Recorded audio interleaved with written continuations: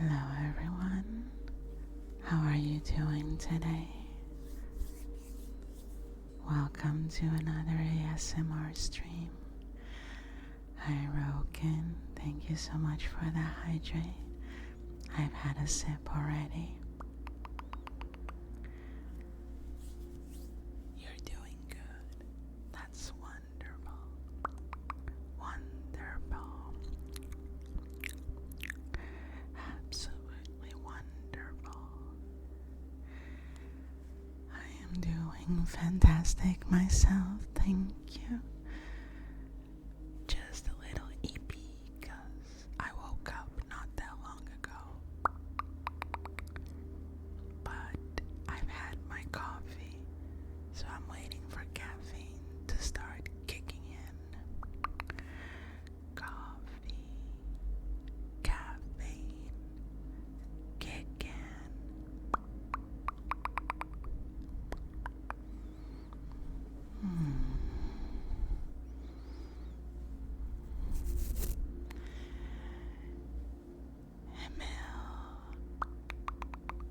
My beautiful, beautiful Emil, thank you.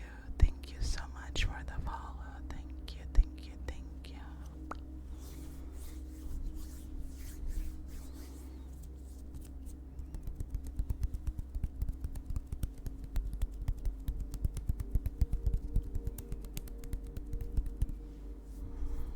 Oh, you did.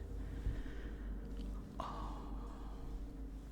5 a.m., but that is so early.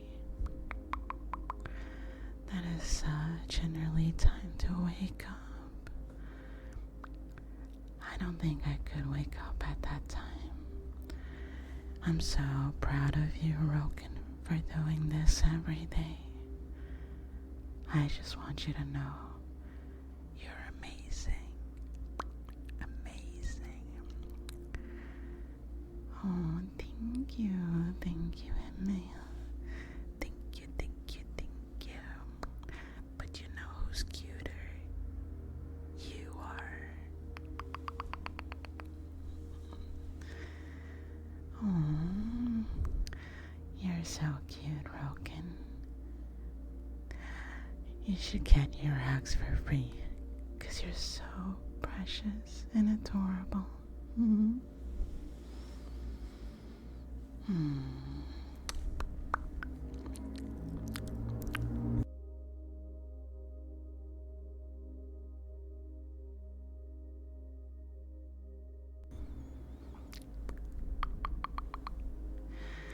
Hello, hello, my darling Starlight Crush. Starlight Crush. Starlight Crush. Thank you so much for the follow. Yes, you, of course. Your precious, cute little bean that needs to be protected. Oh, that's just an outside layer. I can see through you, darling, and I know you are a beautiful, beautiful small little creature that needs protection, love, and affection. Am I wrong? Hi, Scarecrow. Hello, hello. Scarecrow. Scarecrow. Scarecrow. Hello, Coma VT. Welcome, welcome. Hello, how are you today? So many new people in chat. This makes me happy.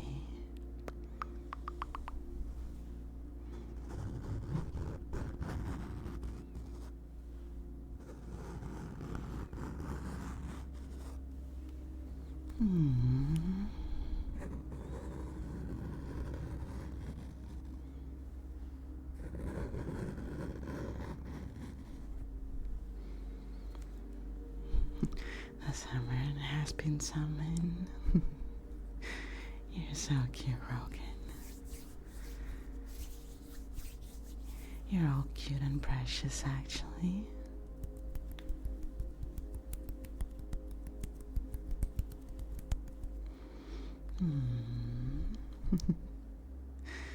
So, as you've seen from the title of the stream, I'm gonna be reading bedtime stories to you today to help you relax, unwind, and hopefully fall into a deep, peaceful slumber.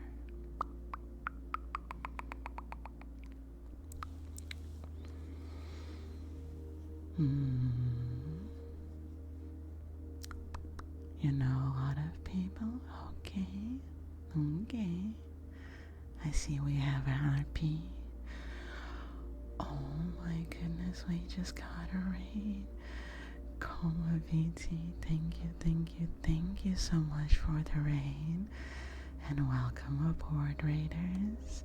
How are we doing today? Coma, how was your stream? Let me give you a shout out.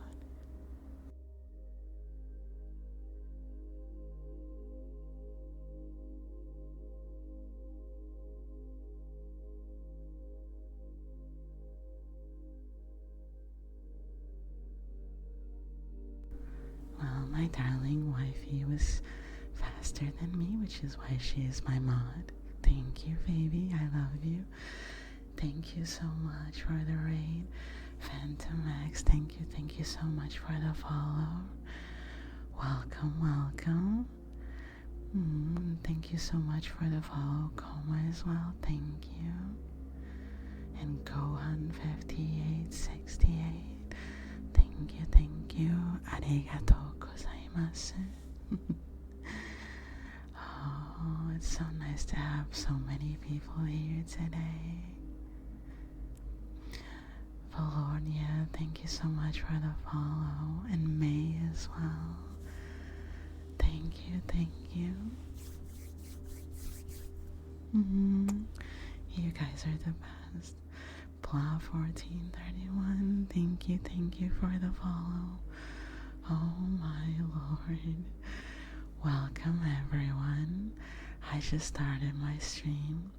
Today I'm gonna be reading bedtime stories to help you all sleep better, hopefully. Pizza Portal, my darling, thank you so much for the follow. Oh, Cozy Kitten Raiden. We have another kitten here, I see.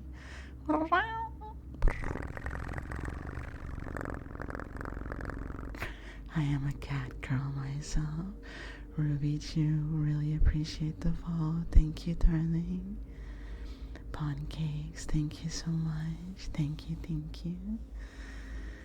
Oh, my baby Ira is such a good girl. She is the bestest of girls. Aren't you, my love? Gang unite. Oh yes, Gang for the win. Let's go. Thank you. Now, this is my one talent. Oh, hello, Spoony. Spoony. Hello, and welcome back, darling. Per redeem one. Well, there's the cat noise redeem already. So, if you want to hear me purr, you just have to redeem that one.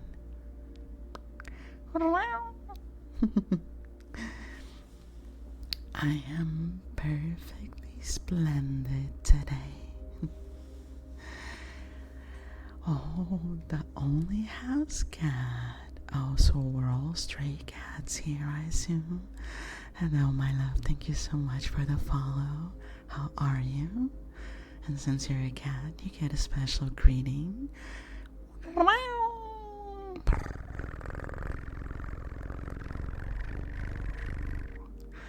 Nintendo VT, thank you for the follow. Thank you, and welcome.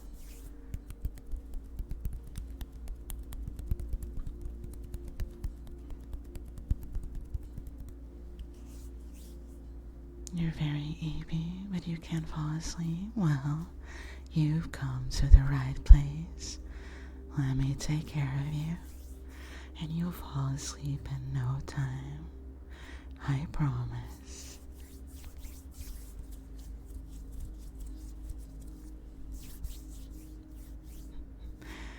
Key the letter, hello, hello, and thank you so much for the follow. Hi, I think I recognize this name. Wait, I've seen you in Iris server. Right? You're from Iris server. Oh my god, hello and welcome. Thank you for the follow. Oh my, so many new people here today. This is so amazing. Key is amazing. Spoonie, you're amazing as well. Everyone here is. I want you all to know that you're beautiful and special, and don't let anyone tell you otherwise, okay? If they do, just send them my way.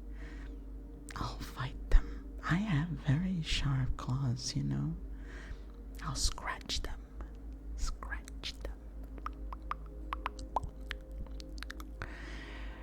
Drunken Dial, thank you so much for the follow, darling. Thank you.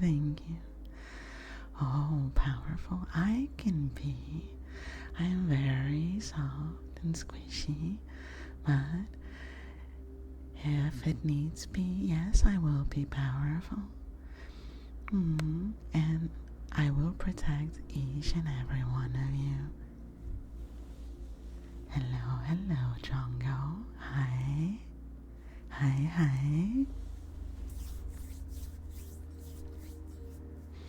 Quintillas, hello, and thank you so much for the follow. Oh my lord, it's so nice to have you all here today. How are we feeling? Coma, thank you so much for trusting me with your community. It's quite an honor, and I really appreciate the vote of trust. I promise they're in good hands.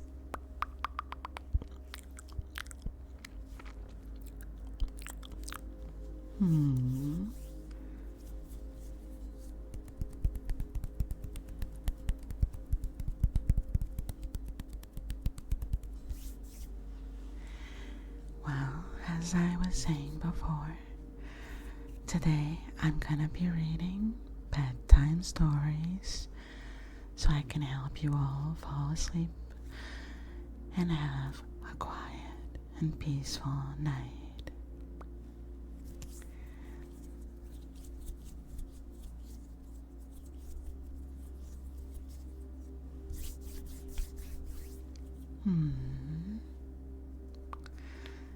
Allow me to just hydrate my throat beforehand.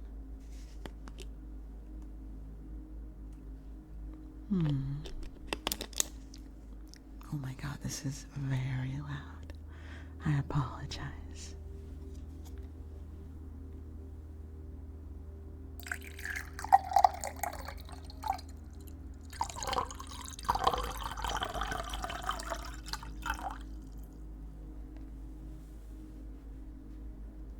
Have some water too, Chad. It's important to stay hydrated. So, before I start, I just want to ask you all, do you have any favorite bedtime stories? When you were little, did you have a favorite story that you would like to listen to before going to sleep?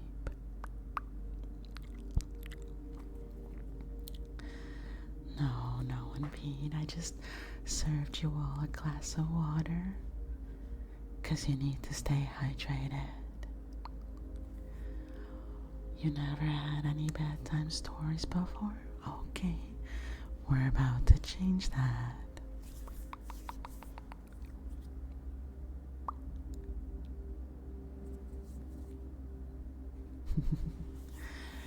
Oh you guys are so adorable.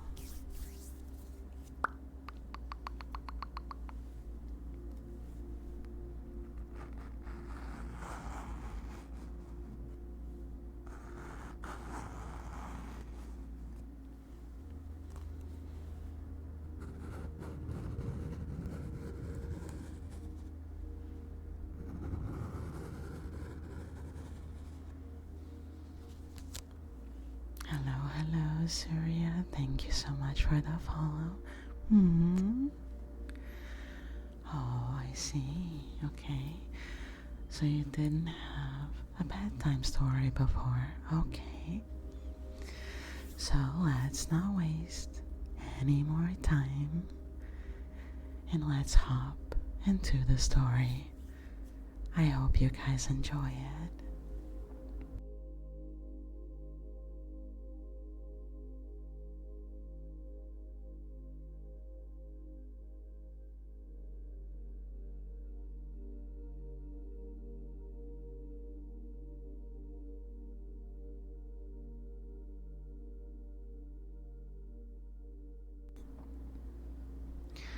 We're gonna start with a story that I'm sure pretty much every one of you knows.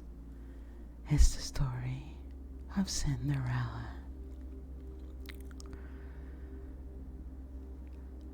A long, long time ago, in a beautiful kingdom with a big, majestic castle, there lived an old widower who had a very beautiful daughter named Ella.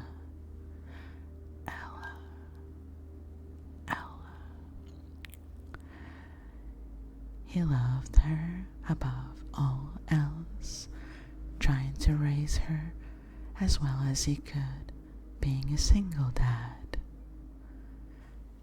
She had a very kind heart, just like her mother had, and she was very hardworking and always loved to help. After many long years of loneliness, Ella's father met another woman. He decided he was going to marry her. She seemed to be a kind, loving person at first. He thought she would make a wonderful mother for Ella, but the truth was that his wife-to-be was spiteful, selfish, self-centered, and as vain as a peacock.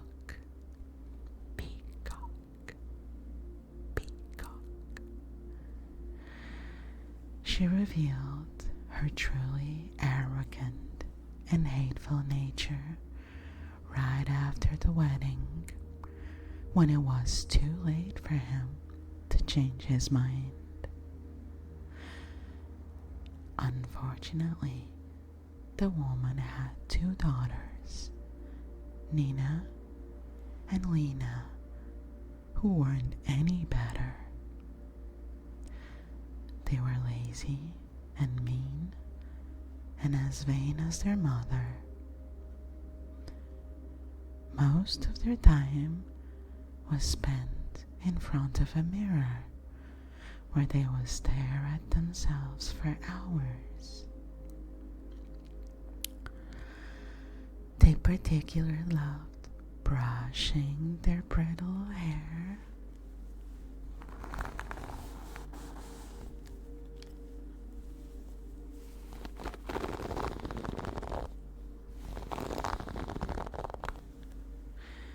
putting on green eyeshadow, and soaking their big feet in a large tub of water. Since the very first day she moved in, Ella's new stepmother started treating her terribly. She was cruel and unkind because she couldn't accept that her husband's daughter was far sweeter, more beautiful, and more skilled at almost anything than her own two daughters. Ella's father traveled a lot for work and wasn't often home, and whenever he was, the three arrogant women would force the poor girl to be their personal handmaiden. She had to serve them, comb their brittle hair, and attend to their every whim as if they were queens. Every day, they would give her the worst and dirtiest jobs. Sometimes, they would make her work so hard that she wouldn't be able to leave the house for several days in a row. She would have to wash piles and piles of dirty, smelly dishes, wipe the floors covered in muck, cook their favorite food, spinach, ew, sew their stinky socks with holes, and sweep the heart of what they'd burn of hers that day.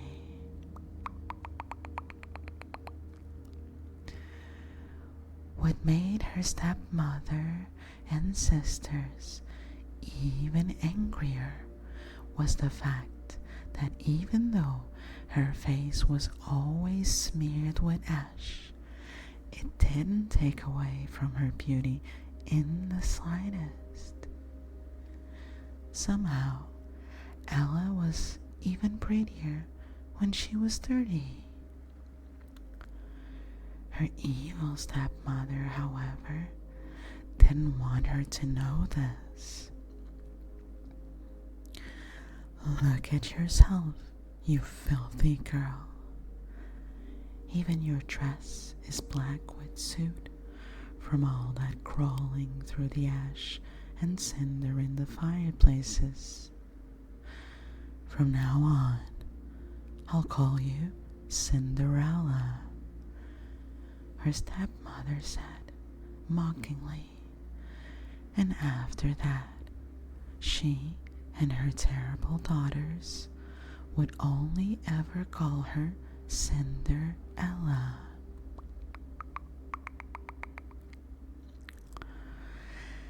As time passed, Cinderella's father stayed away longer and longer.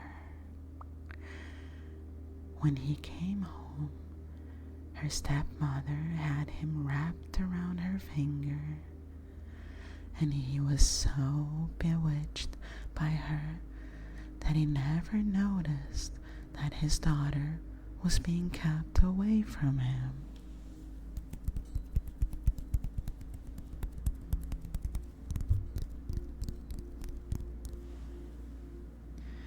Soon, her stepsisters stole all her pretty clothes, leaving her only with 2 old, ragged dresses. They even kicked her out of her own room and forced her to sleep in the attic while they both enjoyed the comfort of their new fancy bedrooms. As they slept under soft, downy blankets, Cinderella was only left with an old, raggedy blanket from her childhood.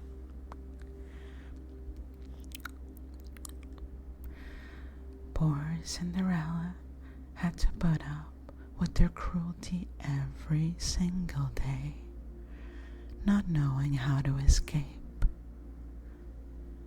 When her father came home, she never seemed to be able to find him. Sometimes She hid in a corner and wept in silence. She didn't dare to complain. Who would listen to her anyway? Then, one day, the family was invited to a 3-day ball at the royal palace. It had been announced that the young, handsome prince was going to pick a bride there. Cinderella's stepmother and sisters were practically jumping with joy as they read the invitation, and Nina and Lena immediately started shrieking about the gowns and jewelry with which they would surely enchant the prince. They argued and argued about whose hat or necklace was more beautiful, all while Cinderella mopped the dirty floors and listened. They compared beaded gowns and satin shoes to match their golden necklaces, completely ignoring Ella. To make the drudgery a bit more bearable, she would often sing songs while working, and all the birds on the trees outside usually joined in. Cinderella was, of course, also excited about the ball, hoping she could go as well. She wanted very badly to see the prince with her own eyes, but when she asked her stepmother for permission to attend, she just laughed. "Don't be stupid, Cinderella. I'm sure the prince wouldn't want to look at a ragged little creature like you. Look at yourself. You're all dirty again." "Have you heard her, Nina?" Lena screamed out. "Cinderella wants to go to the royal ball." Nina came into the room with a sneer on her face. "Cinderella wants to go to the ball? Our Cinderella, caked with dirt all over her face and under her fingernails? What could she possibly wear to meet the prince? Her rags? Or maybe she's got a potato sack she can go in." Both girls started cackling. Well, she could take a broom with her to sweep all the cobwebs from the golden ceilings, snickered Lena.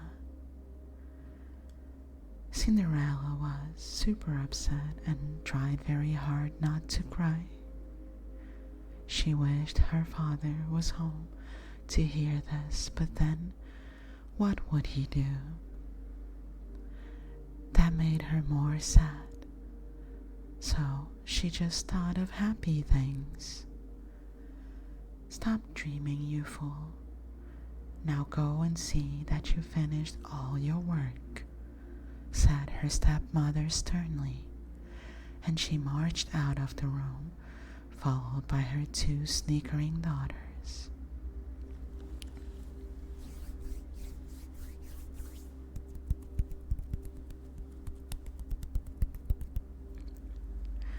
For the next few days, everything in the house revolved around the ball and Cinderella's stepsisters, who spent all their time preening, trying on dresses and jewels, completely unable to make up their mind about what to wear to attract the prince's attention. Before they knew it, the big day arrived. The house was bustling with last-minute preparations for their departure, and everyone was full of joy and excited to finally meet the royal family. Everyone, of course, except Cinderella, who had been walking around the house like a ghost all morning. When she and her stepmother and stepsisters finally climbed in the carriage, she had tears in her eyes. "You better get to work, Cinderella, if you want to finish before we get home," her stepmother yelled from the carriage. "And stop crying. You know that you would be a laughing stock in the palace. We're just saving you from embarrassment." The horses neighed as if to say goodbye and "we love you," then trotted towards the palace. Cinderella ran back inside. Feeling completely blue and miserable, she sat down in a corner filled with cobwebs and wept. "If only I could meet the prince," she muttered through her tears. "If only I could go to the beautiful ball and be beautiful." Her sobbing echoed through the whole house. Suddenly, she heard a familiar voice. She looked up and saw a beautiful, magical fairy. The fairy was wearing clothes that sparkled different colors as she flew close to Cinderella. Pinks and greens and blues. By the time she landed next to her, this must be her fairy godmother, she thought. She hoped. She wished. She thought. She hoped. She wished. "I am your fairy godmother, sweetheart." Then she sneezed. Her cheeks turned red. "Sorry, allergies, you know." It made Cinderella laugh. "Don't be sad, my dear child," the fairy said. "If you truly want to go to the ball, I can get you there. Now, go to the vegetable garden and fetch me a big, fat pumpkin, please. Big, fat pumpkin. Big, fat pumpkin." Cinderella had no idea what a pumpkin had to do with the ball, but she ran to the garden straight away. She picked up the biggest pumpkin she could find, and as soon as she put it on the ground in front of the fairy, it turned into a beautiful golden carriage. Then the fairy spoke again. "Wonderful, my dear. Now find me 4 mice, if you please. I'm sure there are a few running around the pantry." Cinderella thought about it and worried. She'd been feeding a family of mice secretly. Would they be in danger? Danger, danger. Cinderella hurried to the pantry and quickly returned with 4 gray mice squeaking in a basket. As soon as she put them on the ground, they turned into 4 gorgeous gray horses. They looked at her and snorted, pawing and almost smiling at her.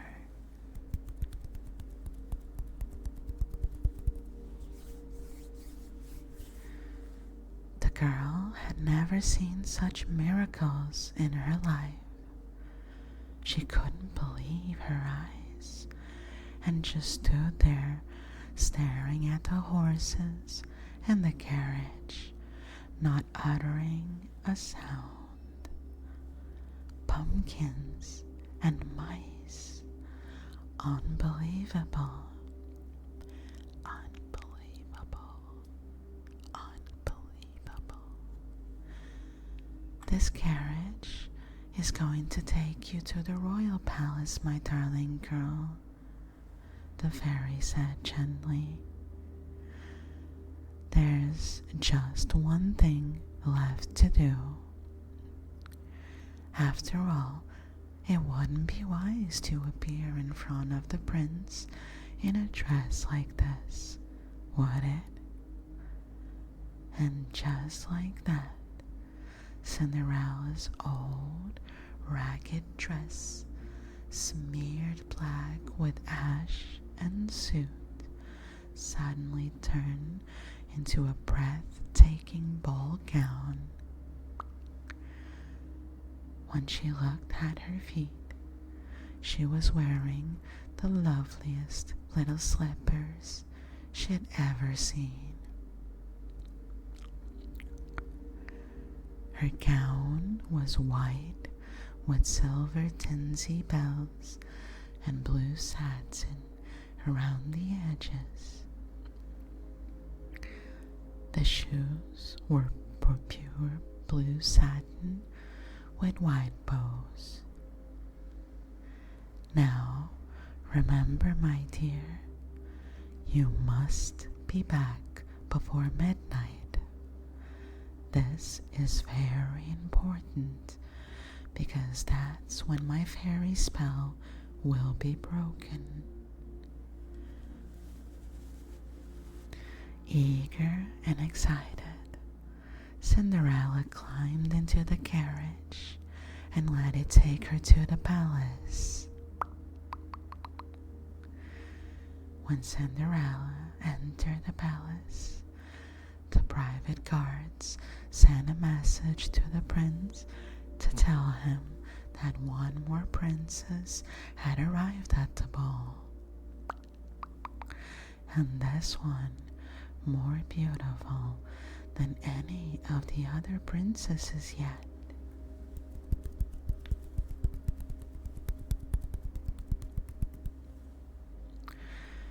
No one had ever heard of her, though.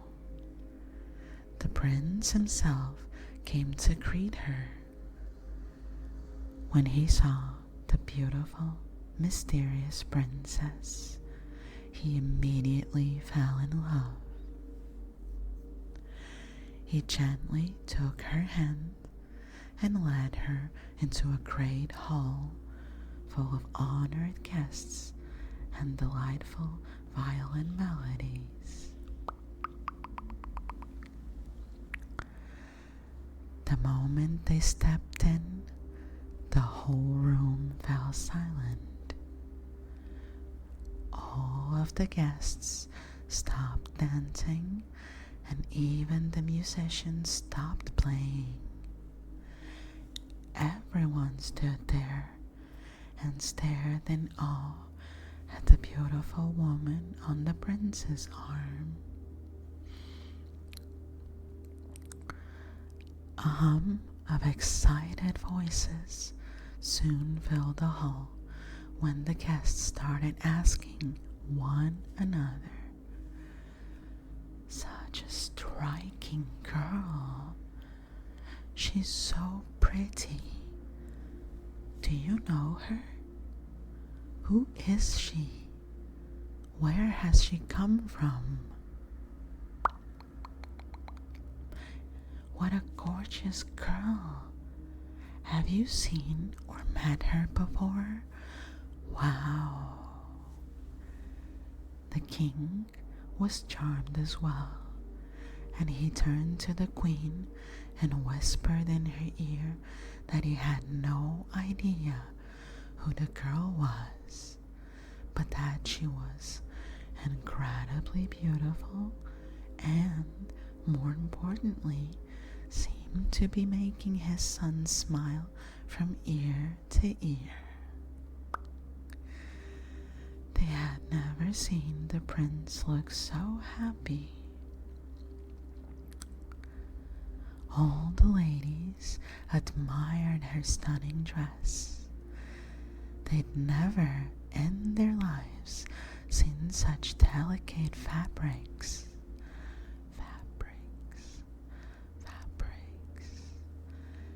At a far table, Nina and Lena sat alone and ate grapes, mouths open, completely dumbstruck, and very, very jealous.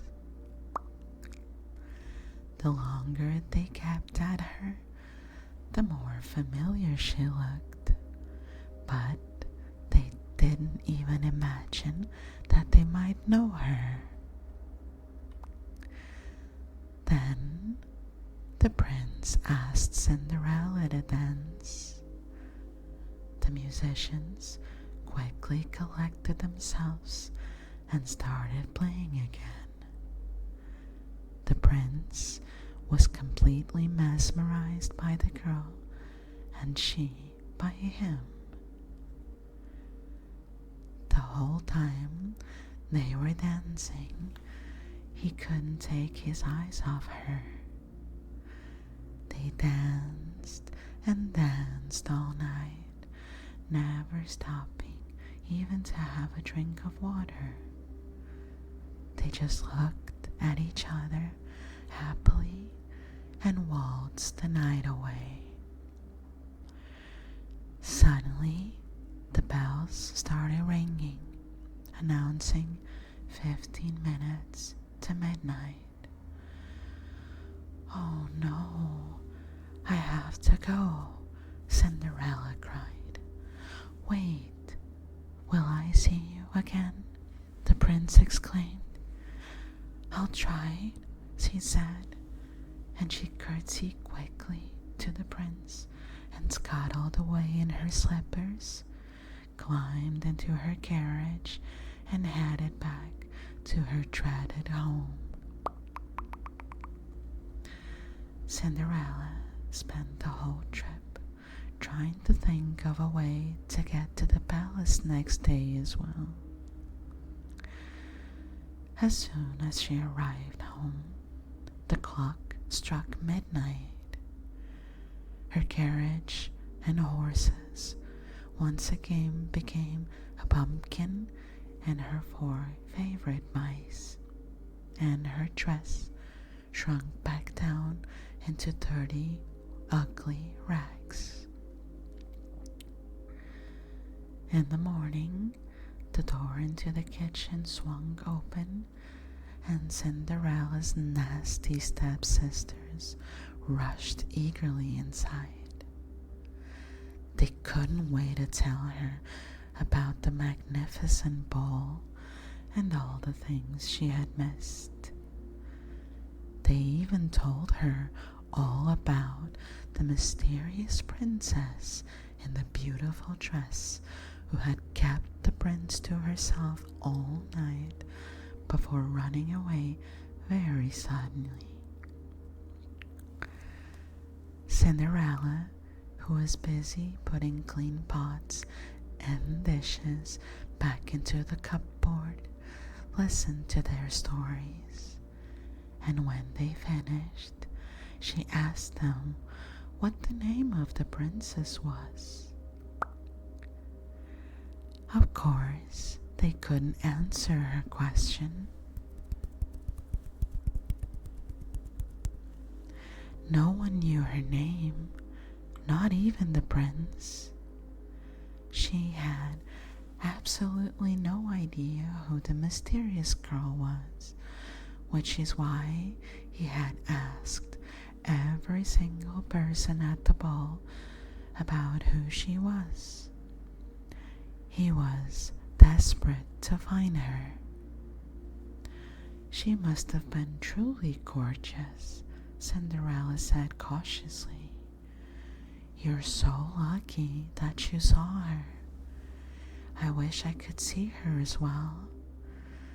Do you think perhaps I could borrow your yellow gown and go with you tonight, my dear sister? You borrow my dress? Nina burst into mocking laughter. Are you crazy? I'd sooner lend it to the chimney sweep. Still laughing, she left the kitchen, slamming the door behind her. Cinderella didn't expect anything else, of course, and was actually happy that her sister had said no. The day flew by fast. The sisters spent it pushing each other away from the mirror so they could use it. They fought over which dress to wear to the ball and how to wear their hair. Cinderella was, of course, waiting on them hand and foot, while also doing all the other jobs around the house that needed doing. She gathered eggs from clucking hens, swept and mopped the floors, wiped down the tables after her sisters had used their beauty powders, and finally sat to rest. Before they knew it, Nina, Lena, and their mother were back at the palace and having a good time at the ball. The great hall was full of guests, just like the day before. They were all dancing, feasting, and enjoying themselves. They smiled and laughed, but mostly everyone was waiting to see if the beautiful princess returned. Suddenly, everyone felt silent. When they looked at the door, they once again saw the mysterious princess. She was wearing a gown that was even more beautiful than the one before. It was red this time, shining in the candlelight with sparkles in a dark purple waist. Her slippers seemed to be made of crystal glass. Again, the prince went to meet her at the door before gently taking her hand and leading her to the dance floor. They talked and laughed and danced, and Cinderella was so happy that she forgot to watch the clock. Unfortunately, this time the bells weren't rung, so she had no warning. She panicked when she realized it was just a few minutes to midnight. "I'm so sorry," she said to the prince, and before he knew what was happening, she was darting out of his arms and rushing out of the hall. The prince just stood there in shock. When he finally gathered his wits about him again, he followed after her, but she was already gone. The only thing she had left behind was one of her tiny glass slippers lying on the palace stairs.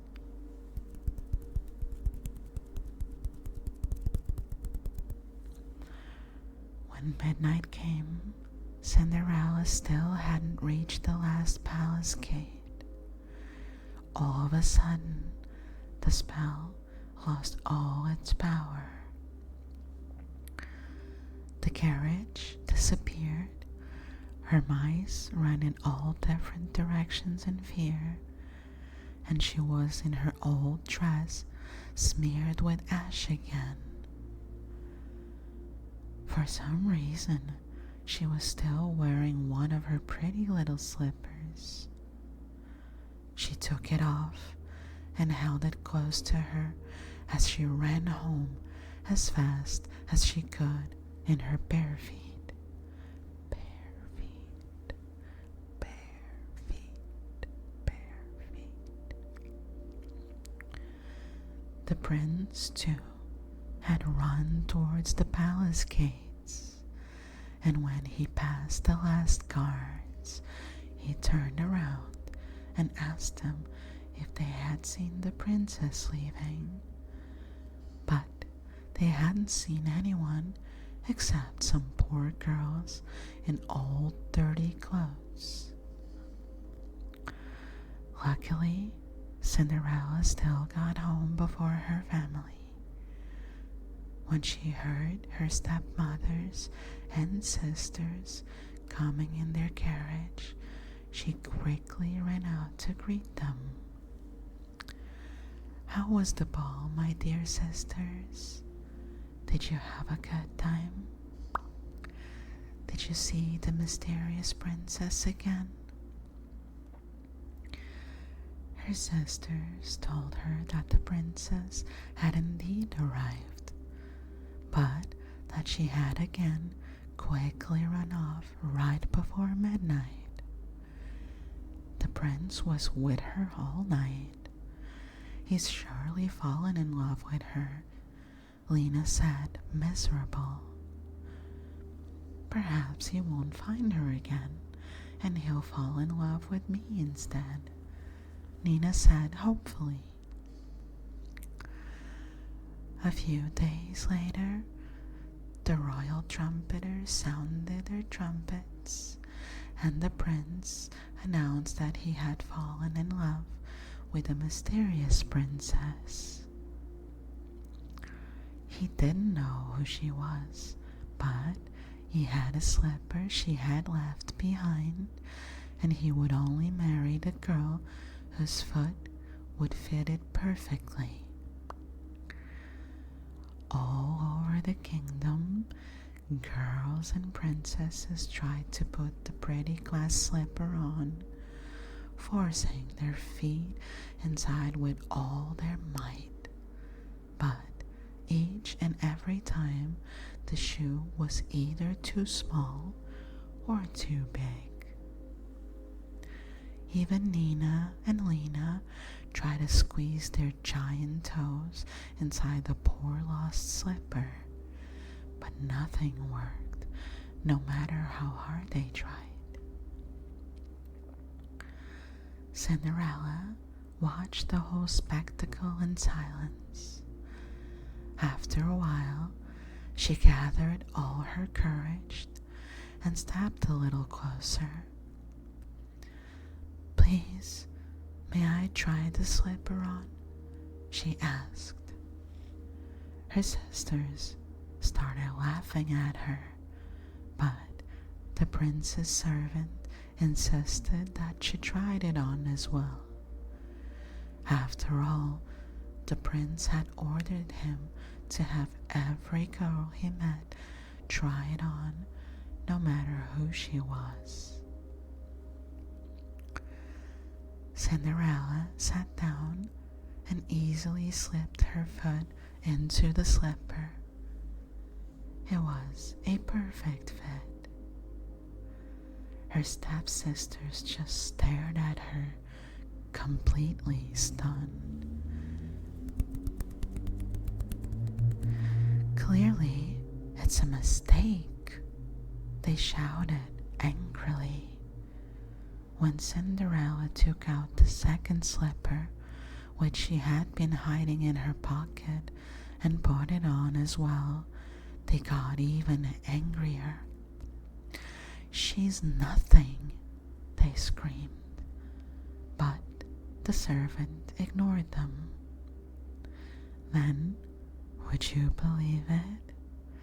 Cinderella's old dress turned into the most beautiful golden gown in the whole world, and the dirt slid right off her face as if it had never been there. Only then did Nina and Lena realize that their stepsister was the gorgeous, mysterious princess who had enchanted everyone and who the prince wanted to marry.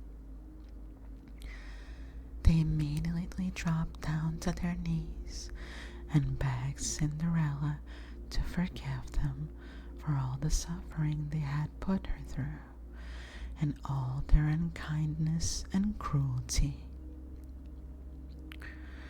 Cinderella took her sisters by their hands and kindly spoke.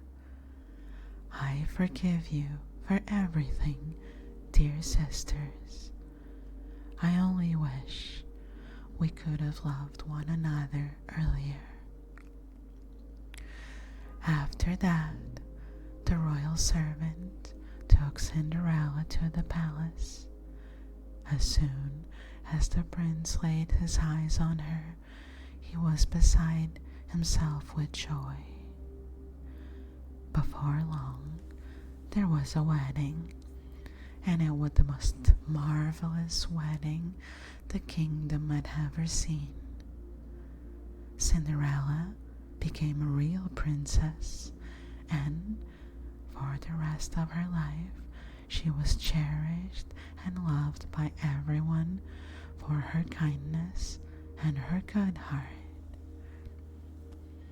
And that, my dears, is the end of this story.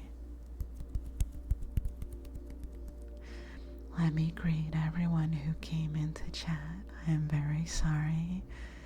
I did not want to interrupt the story, but hello everyone.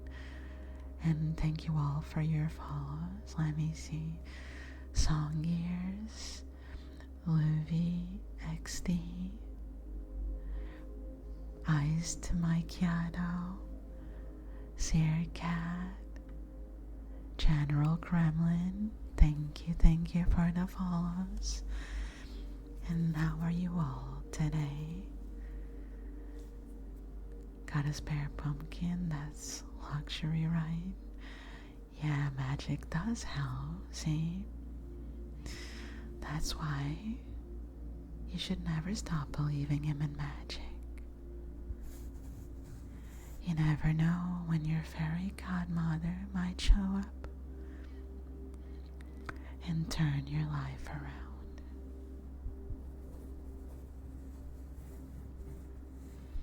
And thank you, Spy. I shall hydrate now. I'm very, very thirsty.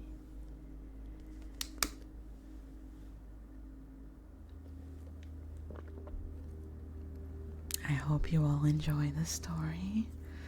I know it's a very popular story that pretty much everyone knows at this point.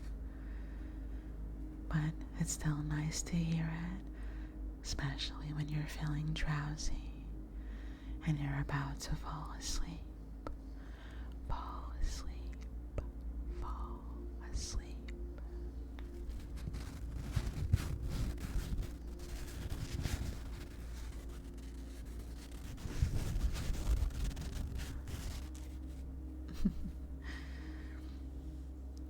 Oh, thank you, Rockin'. You're so sweet, as usual.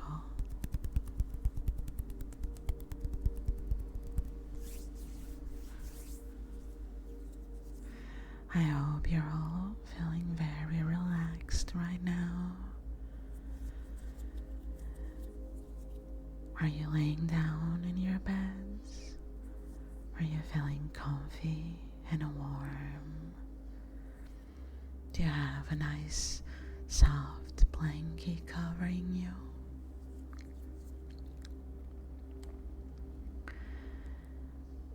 I want you to close your eyes and empty your mind.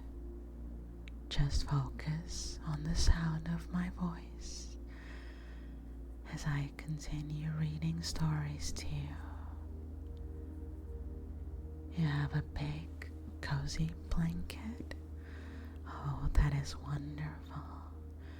Big, cozy blanket. Big, cozy blanket. Blanket.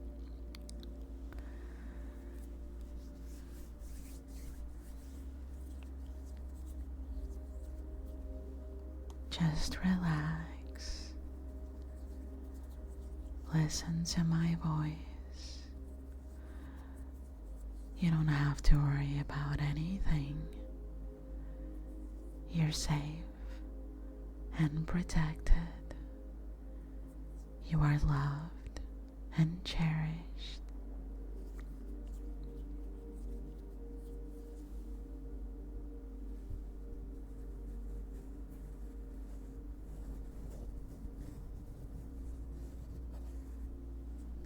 It's okay to fall asleep. Don't fight it. Just let yourself go. Let yourself go. Relax. Relax.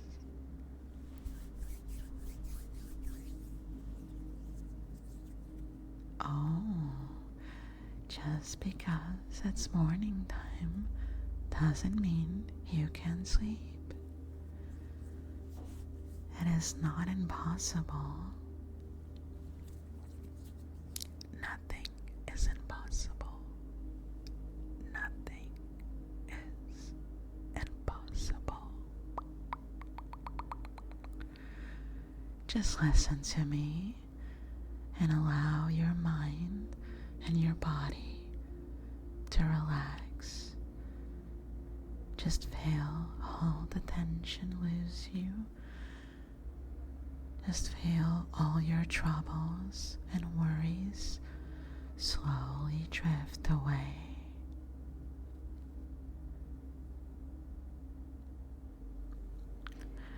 It is okay to stay up all night though. There is something cozy and calming about staying up late at night. I myself used to enjoy that a lot. I feel like at nighttime it's easier to think. There's not so much noise around. And let's be honest, no one expects anything of you at 3 in the morning. And that's such a beautiful thing.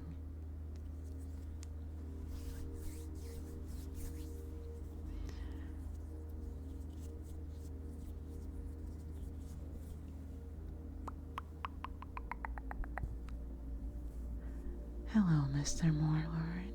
Hello, good morning.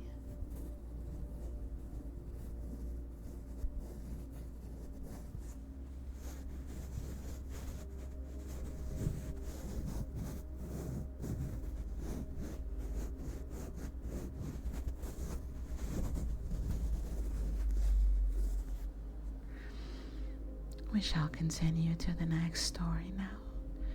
Just let me have one more sip of water.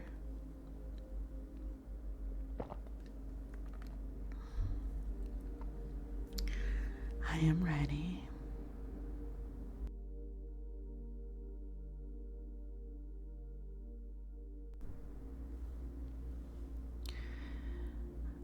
Our next story is gonna be Little Red Riding Hood, another popular fairy tale.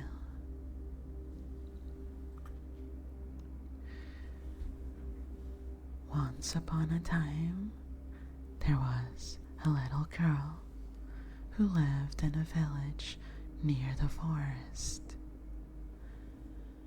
Whenever she went out, the little girl wore a red riding cloak. So, everyone in the village called her Little Red Riding Hood.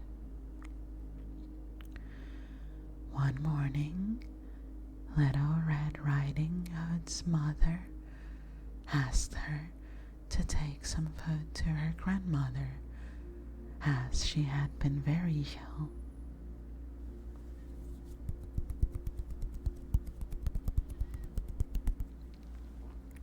So they packed a nice basket for Little Red Riding Hood to take to her grandmother.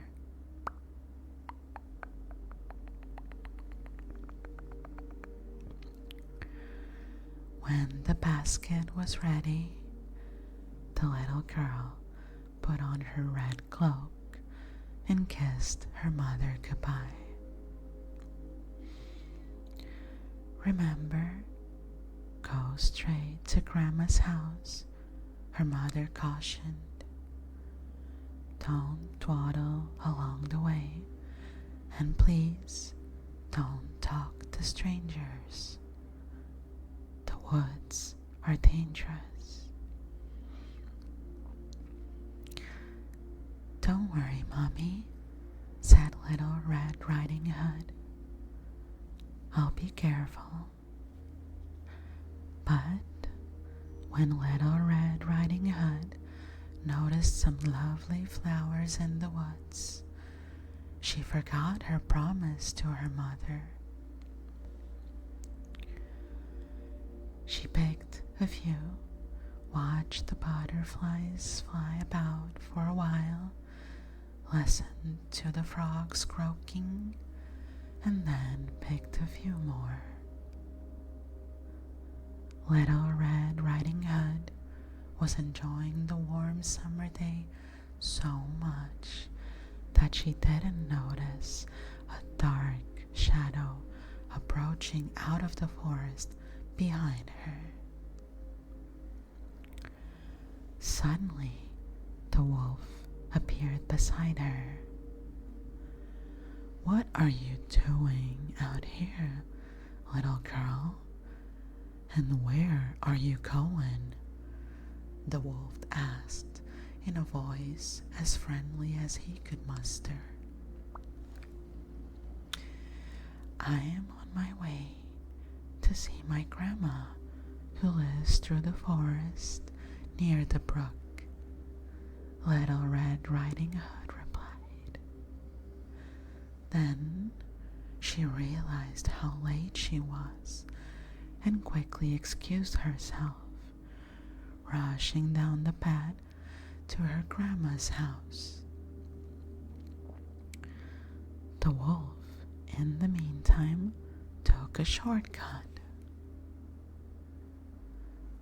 The wolf, a little out of breath from running, arrived at Grandma's and knocked lightly at the door. Oh, thank goodness, dear. Come in, come in.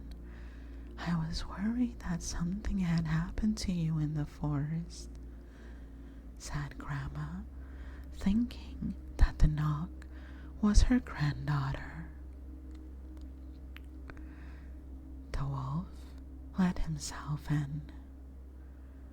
Poor Granny did not have time to say another word before the wolf gobbled her up. The wolf let out a satisfied burp and then poked through Granny's wardrobe to find the nightgown that he liked.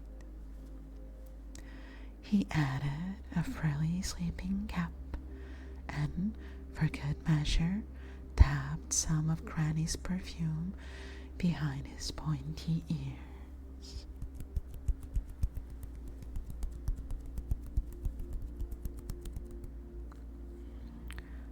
A few minutes later, Red Riding Hood knocked on the door.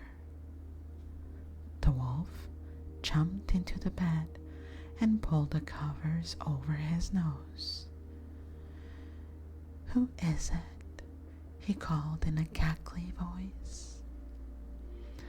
"It's me, Little Red Riding Hood."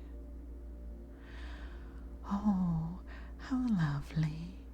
Do come in, my dear," croaked the wolf. When Little Red Riding Hood entered the little cottage, she could scarcely recognize her grandmother. "Grandmother, your voice sounds so odd. Is something the matter?" she asked. "Oh, I just have a touch of a cold," squeaked the wolf, adding a cough at the end to prove the point. "But grandmother, what big ears you have," said Little Red Riding Hood as she edged closer to the bed. "The better to hear you with, my dear," replied the wolf. "But grandmother, what big eyes you have," said Little Red Riding Hood. "The better to see you with, my dear," replied the wolf. "But grandmother, what big teeth you have," said Little Red Riding Hood, her voice quivering slightly. "The better to eat you with, my dear," roared the wolf, and he leapt out of the bed and began to chase the little girl. Almost too late, Little Red Riding Hood realized that the person in the bed was not her grandmother, but a hungry wolf.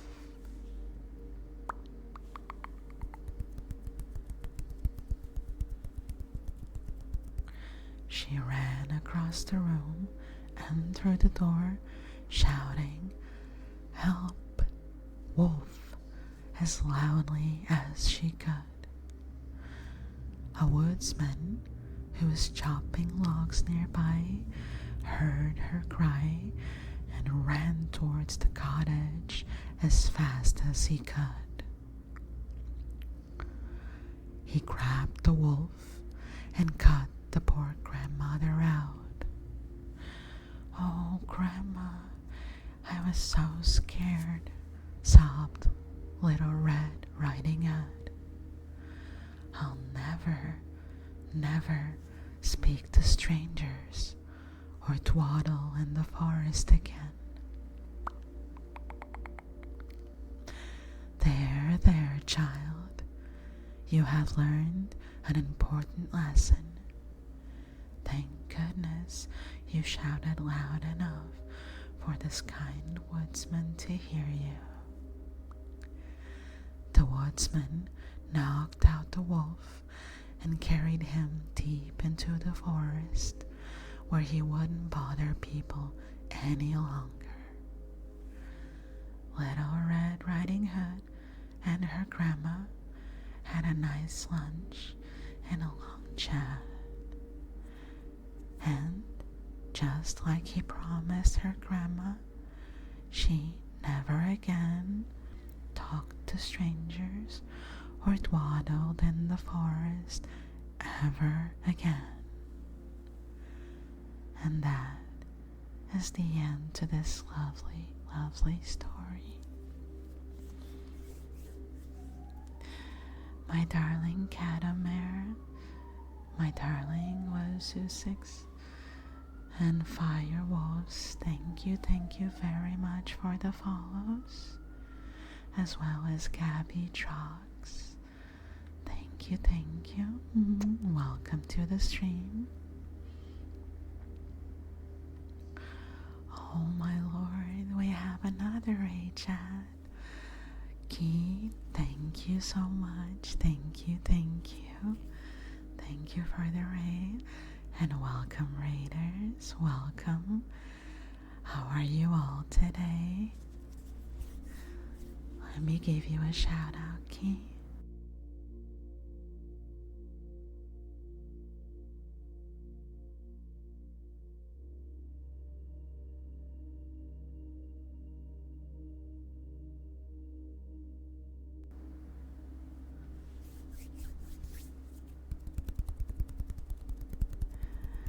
Thank you so very much. Hello, raiders. My name is Moon. I'm sorry I forgot to introduce myself previously. So, I am Moon, and I am a very new ASMR streamer. I'm still learning. So, do forgive if things become a little scuff. Oh, we have another moon, but this one is an angel. I am no angel.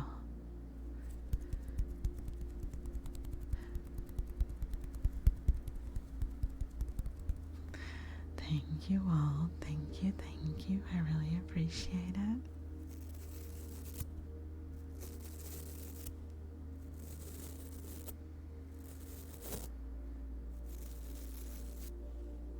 Rexless Mendez and Natalie Flower Moon. Thank you so much for the follows. Oh, I love having moons around me. The more the merrier, right?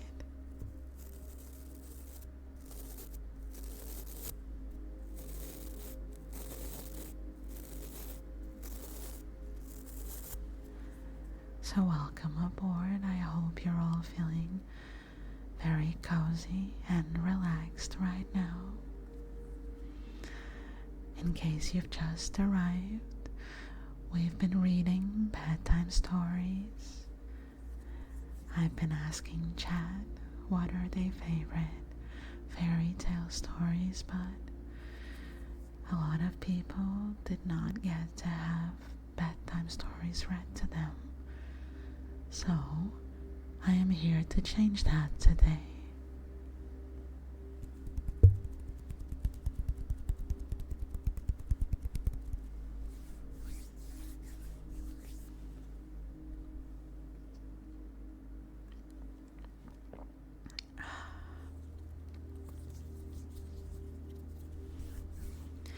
I hope you're all enjoying this as much as I am.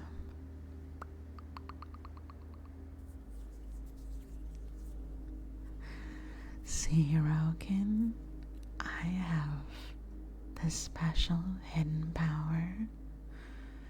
I can make everyone around me feel super relaxed and eventually fall asleep.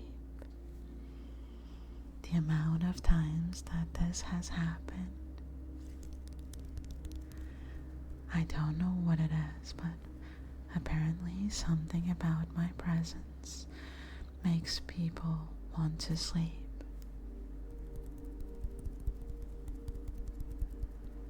Which is funny because I myself struggle a lot to sleep.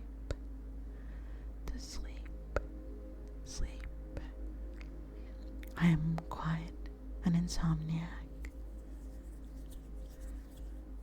Hello, Steak17, and thank you so much for the follow. Thank you.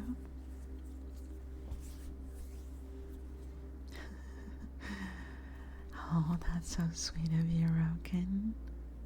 Yes, feel free to come back to my pod whenever you want. This will be uploaded on YouTube as well, so it's not gonna disappear.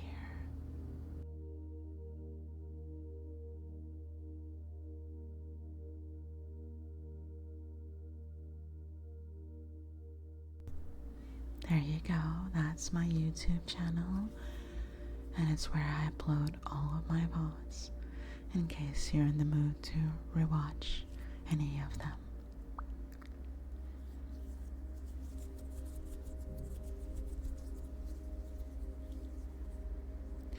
Yes, being an insomniac is quite terrible. I know the feeling, but I'm glad you're loving the stream, and I do hope that eventually you will fall asleep to it.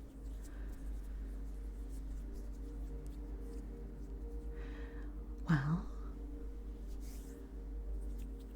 oh, you weren't subbed? That's okay, that is fine. Let's continue our story reading, shall we?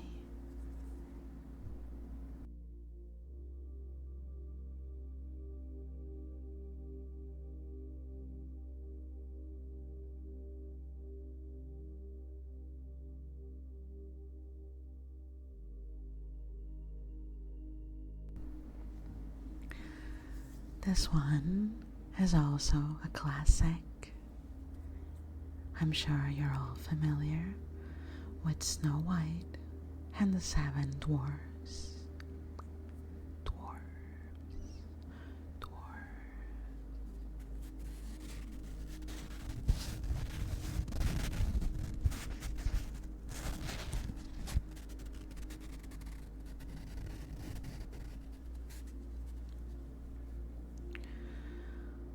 Once upon a time, there lived a princess called Snow White. Snow White's father was dead, so she lived with her wicked stepmother, the Queen. Snow White was very beautiful. Her skin was as white as snow, her hair as black as ebony wood, and her lips were as red as a red rose. The Queen was also very beautiful, but very, very vain. She had a magic mirror, and every day she would look into it and say, "Magic mirror on the wall, who is the fairest of them all?" The mirror would always reply, "You, O Queen, are the fairest of them all." But the Queen was still jealous of Snow White and made her work in the castle as a servant.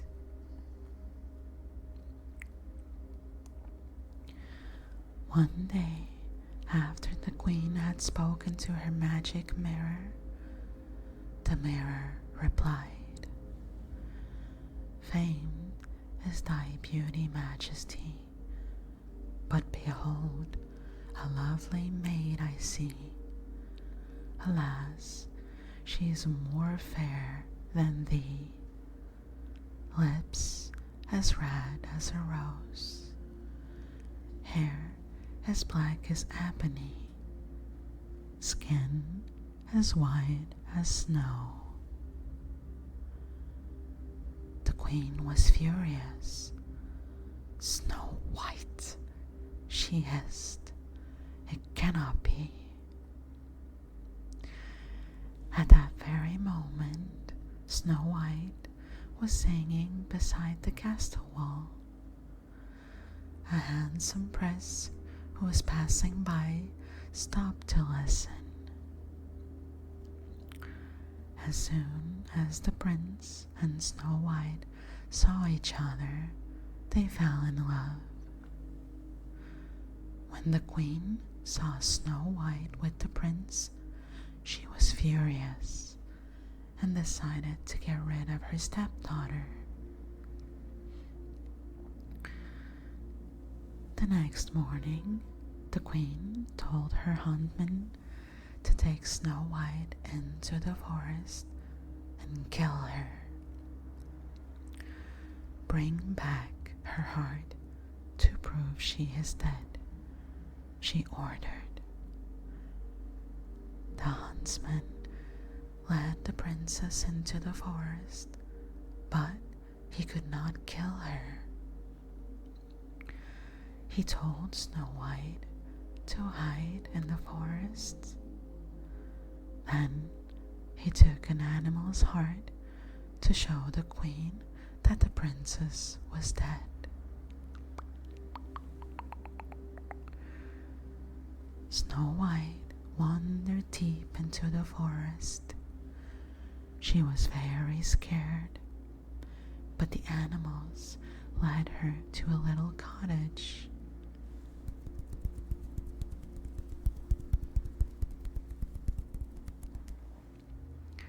Snow White knocked on the door and went inside.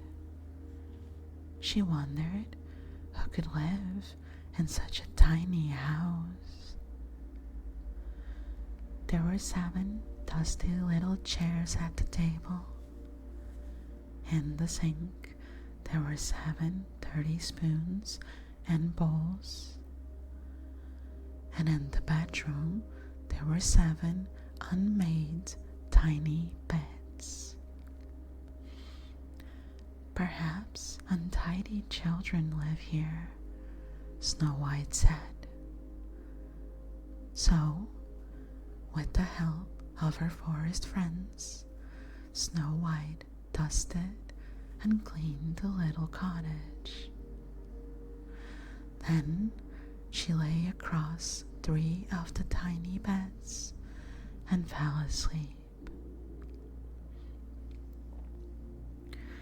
Evening came, and the owners of the cottage returned. There were 7 dwarfs who worked in diamond mines deep in the heart of the mountain. The dwarfs marched along, singing, "Hey ho, it's home from work we go." As soon as they entered the cottage, they knew something was wrong. It was clean. The floor had been swept, and there was a delicious smell coming from a pot on the fire. Pot on the fire, pot on the fire. What happened? They asked each other in amazement. They searched the cottage for an intruder. They reached the bedroom just as Snow White was waking up. "Who are you?" they asked. "My name is Snow White," said Snow White. She explained what she was doing there. Then she asked the little men who they were. One by one, the dwarfs introduced themselves. "I am Doc. I'm Grumpy. I'm Bashful. I'm Sleepy. I'm Sneezy. I am Happy. And he's Dopey," they all shouted together. "I'm very pleased to meet you all," said Snow White. "If you let me stay here, I promise I'll look after the house for you. I'll wash and sew and cook." The dwarfs quickly agreed. That evening, the cottage was filled with music and laughter. The dwarfs sang and danced to welcome the princess to their home. Snow White was so happy that she soon forgot all about her wicked stepmother. Meanwhile, back in the castle, the wicked stepmother said the special words to the magic mirror, and the mirror replied, "Snow White, who dwells with the 7 dwarfs, is as fair as you and as fair again." The queen was furious. "Snow White must still be alive," she screamed. She vowed to get rid of Snow White once and for all. Down in the dungeon, the queen cast a spell to disguise herself as an old peddler woman. Then, chanting a magic spell, she dipped a bright red apple into a pot of bubbling poison. Bubbling poison. One bite of this, and Snow White will fall into a sleep as if dead, she cackled. Only a kiss from her true love will wake her up. The very next day, after the dwarfs had left for work, the old peddler woman called on Snow White, selling apples. "Try one, pretty maid," she said, handing Snow White an apple. "One bite, and all your dreams will come true." Snow White took one bite and fell to the floor as if dead. "Now I am the fairest in the land," cried the wicked queen before fleeing. Luckily, Snow White's forest friends had seen what had happened and went to fetch the 7 dwarfs.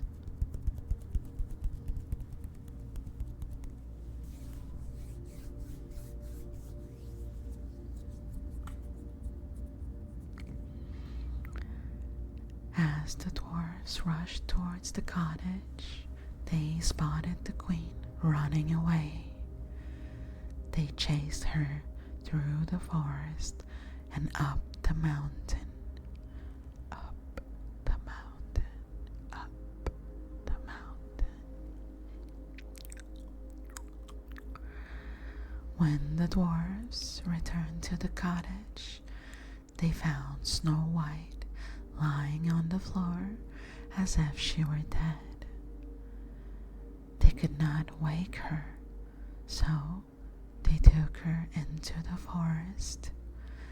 They placed her on a special bed and kept watch over her every day. The months slowly passed. Snow White's bed was covered with leaves, then snow, and then the blossoms of spring. She still did not wake up. Till one day a handsome young man came riding through the forest. He was the prince who had fallen in love with Snow White by the castle wall. When he saw the princess, he got down from his horse, leaned over her, and kissed her. All at once, Snow White's eyes fluttered open. "She's awake," the dwarfs cried excitedly. The wicked queen's spell was broken. Before Snow White left to begin her new life, with the prince, she kissed each of the dwarfs. "I'll come and see you very soon," she promised them. The dwarfs watched the prince lead Snow White away to her new life. They knew they would miss her, but they also knew that she and the prince would live happily ever after. The end. Hello, lovers. I am doing amazing myself. I'm glad to hear you're relaxing too. Hello, Wade. We got some follows in the meantime. From Lavos, thank you very much. And from Jonathan, thank you, and welcome. Welcome all to the stream. How are you guys doing today?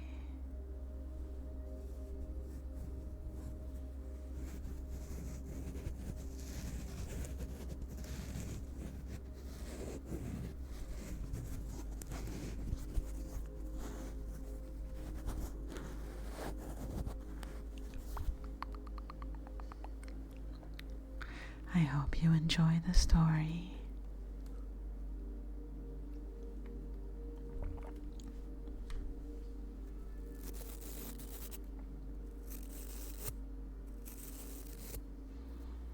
Hello, Carlos, and thank you so much for the follow.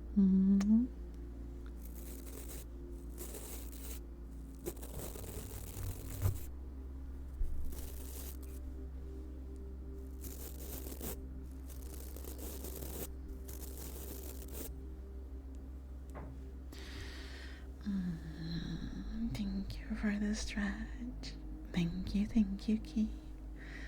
And I shall have a little sip of water.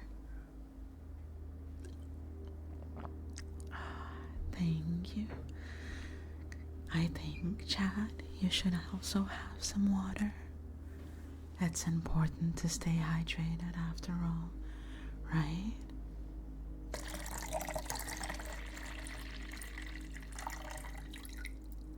There you go. Please have a glass with me.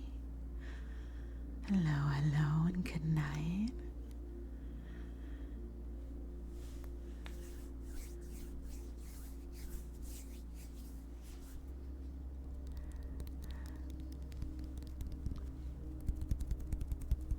Oh, I am not trying to trick you, my dear. I have indeed switched to nighttime, so you must take a nap now and get some rest.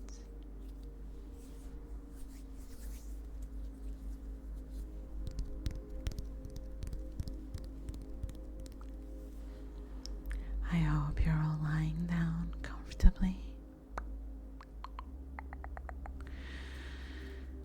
I hope you're warm and cozy. I want you all to know that you are beautiful and special. You are unique, and you bring things to this world that no one else can. You bring things to this world that no one else can. Don't let anyone tell you otherwise. Hello, Ocean, and thank you for the follow.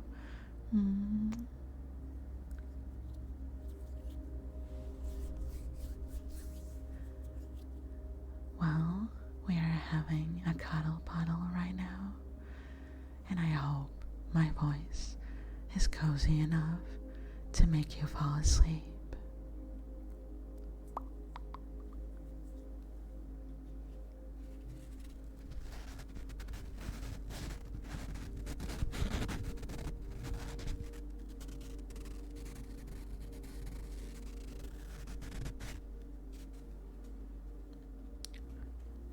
It is very cozy. Thank you. Thank you. I'm glad you think so. Oh, Ocean, darling, I need you to come closer, please. A little closer. Yes, there we go. Mm.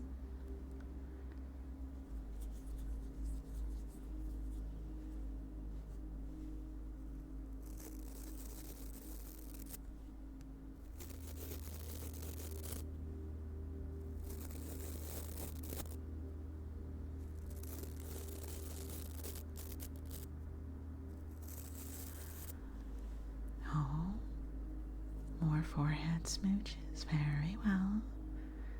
House cat, darling, come over here, please. Don't be shy.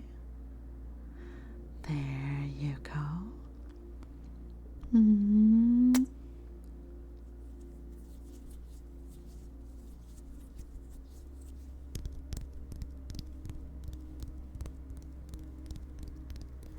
You're all so precious and adorable. I must protect you. Don't you worry, you're all safe here with me. Moon will take care of you.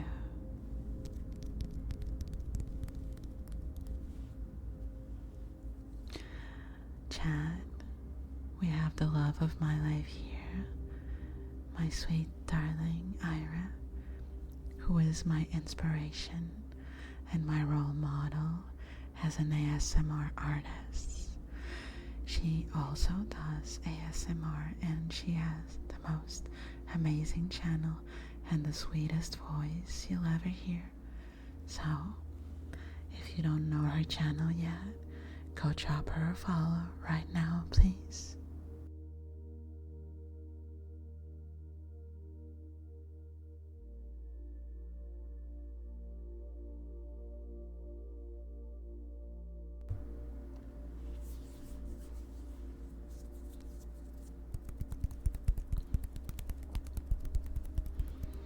Hello, Chuchisu. Thank you so much for the follow. Thank you. Arigato gozaimasu.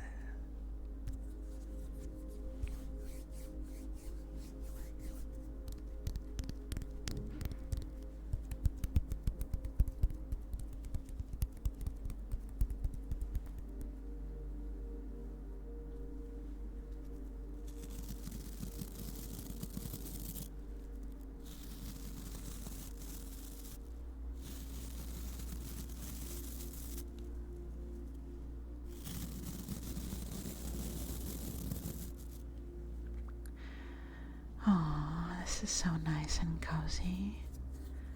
I hope you guys are enjoying this as much as I am.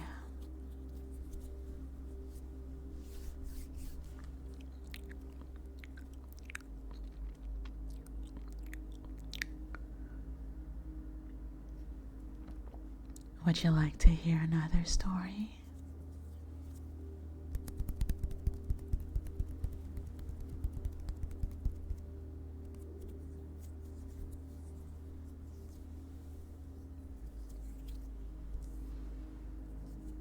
Very well. We shall continue reading bedtime stories then. Let's see.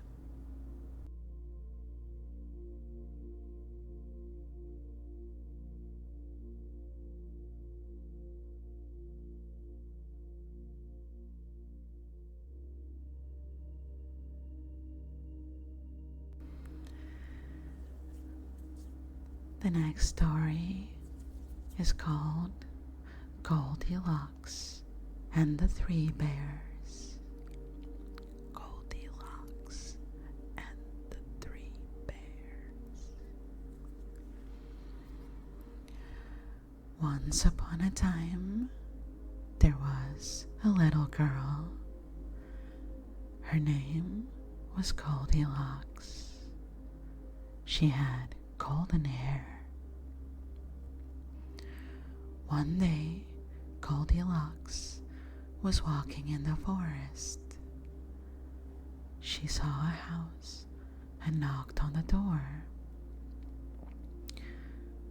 She went inside.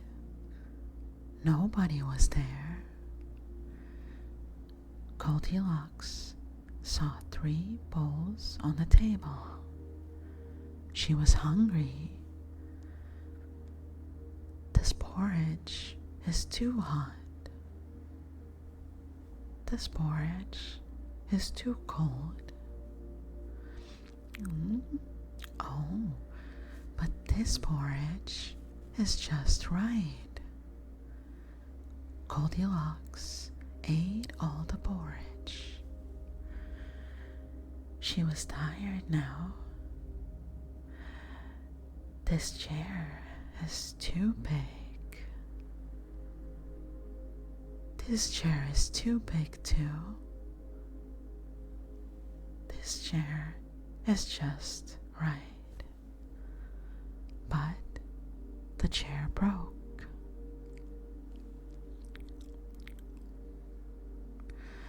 Goldilocks was very tired. She went upstairs. There, she found 3 beds. She tried the first one. This bed is too hard.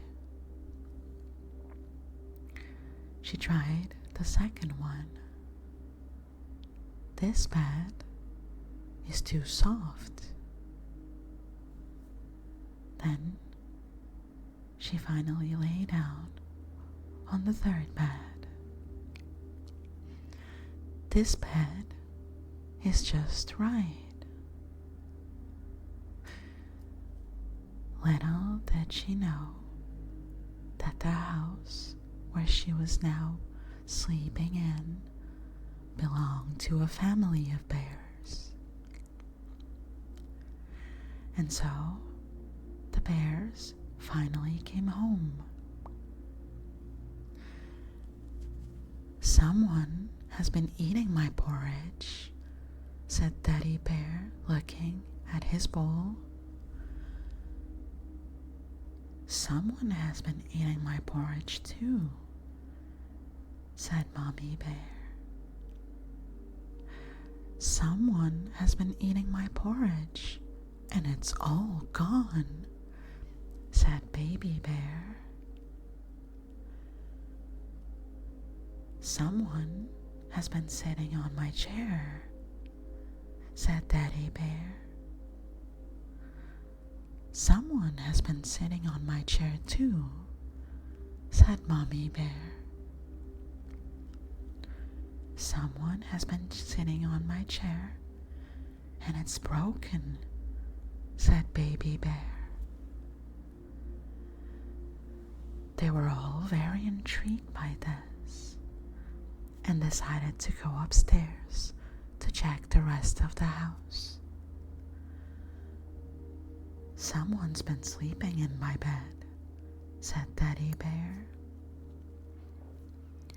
"Someone's been sleeping in my bed too," said Mommy Bear.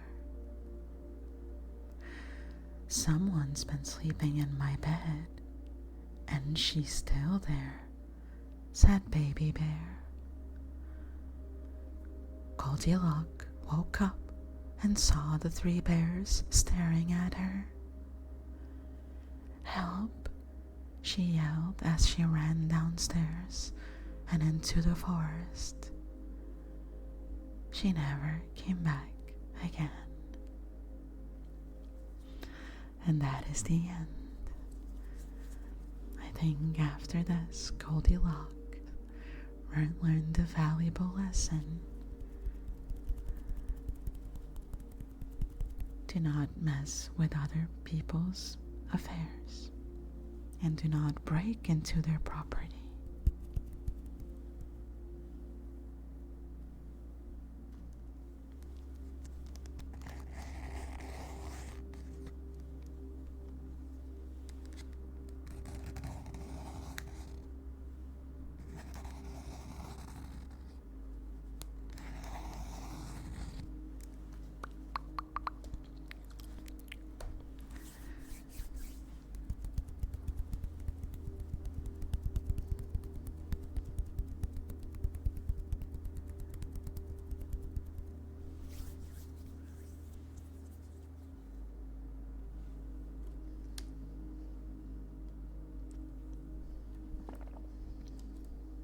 just so nostalgic to read these stories.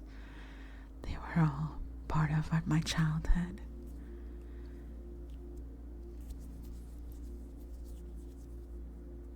My grandma would read to me when I was younger. She would read and sing to me. So, being able to read to all of you now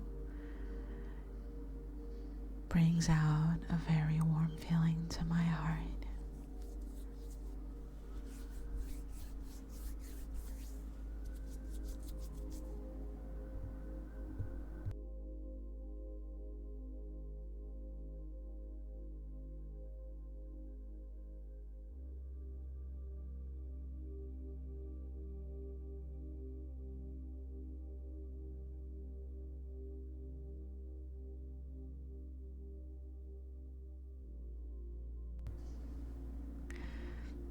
Oh, thank you, house cat. Thank you, thank you. The only house cat. The only house cat.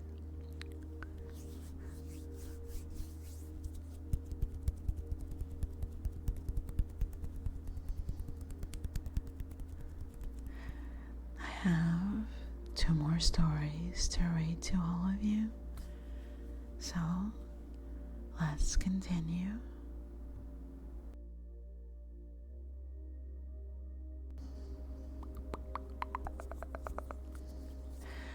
The next story is Sleeping Beauty,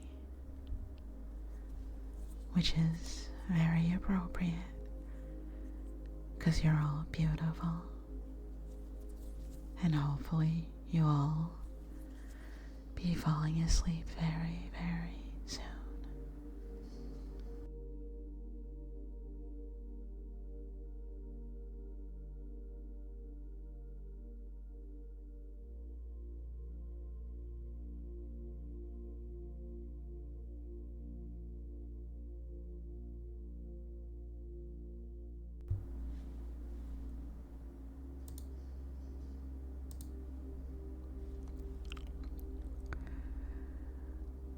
Once upon a time, there was a kingdom far away, and in it there was a beautiful royal palace.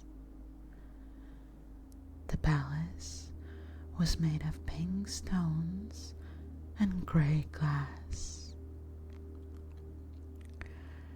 In that palace lived the king and the queen, who had plenty of everything except for one thing: a baby. Baby. Baby. Every day they woke up desperately hoping that this would be the day that they would have the joy of getting a little baby. They would love it with all of their hearts. One day, the queen was sadly walking through the garden and listening to the royal frogs croak when she decided to go closer to the lake. Suddenly, one of the frogs croaked to her, "Your wish will come true. Within a year, you will have a daughter."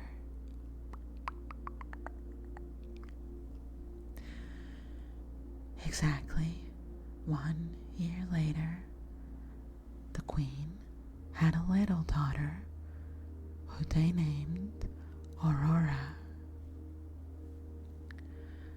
The king was the happiest man alive, and to celebrate the birth of his daughter, he threw an enormous party to share his joy with everyone in the land.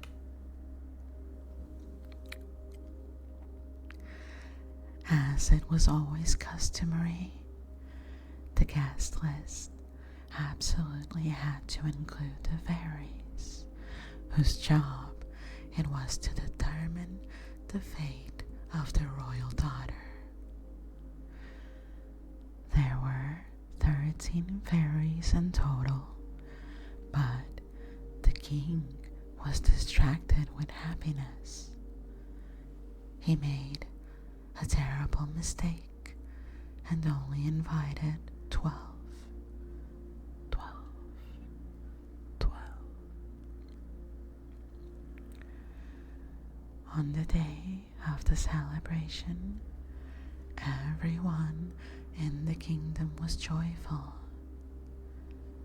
The atmosphere was filled with laughter all around, and even the servants in the palace whistled cheerfully in the corridors. There was so much delicious food that the tabletops creaked under the weight. All the guests ate and danced waltzes and celebrated. At midnight, the fairies arrived to declare their wishes for Princess Aurora.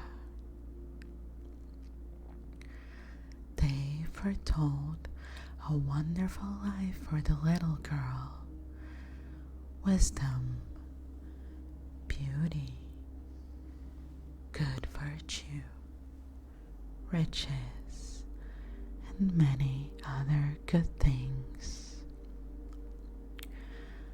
But before the last of the 12 fairies could speak, an unexpected guest interrupted the celebration. The 13th fairy, whom they had forgotten to invite, appeared in the door. She wore a long black dress that sparkled like diamonds when she walked. As soon as she entered the room, everyone immediately got very quiet, and all eyes were on her. She looked very angry. She knew she was the only one who hadn't been invited, and she felt left out.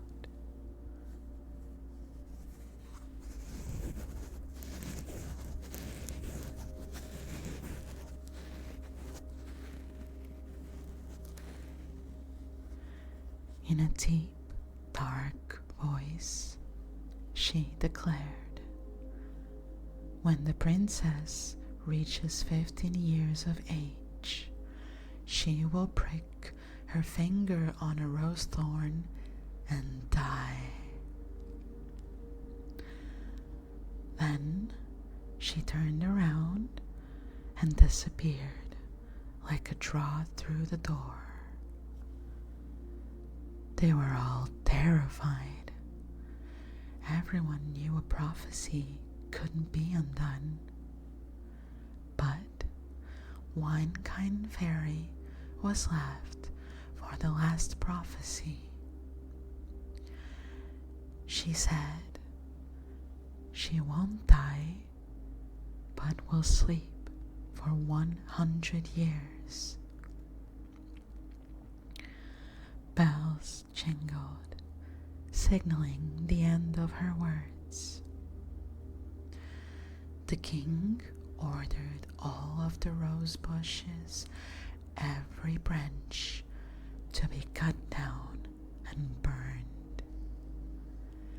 As Aurora grew into each of her prophecies, becoming beautiful, wise, and kind, they still worried about roses. Before they knew it, her 15th birthday had arrived. The dark fairy's curse. What would happen? As the castle prepared for the celebration, the princess wandered until she came to an unfamiliar door. It was unlocked. Inside was a stone staircase that echoed her steps as she went up. There was a door at the top, but it was locked. Then she noticed an old rusty key in the lock. When she turned it, the lock ground with the sound of rust, and the door opened with a creak. The princess cautiously entered the little chamber behind it. There was a single small window and thick cobwebs everywhere. Cobwebs.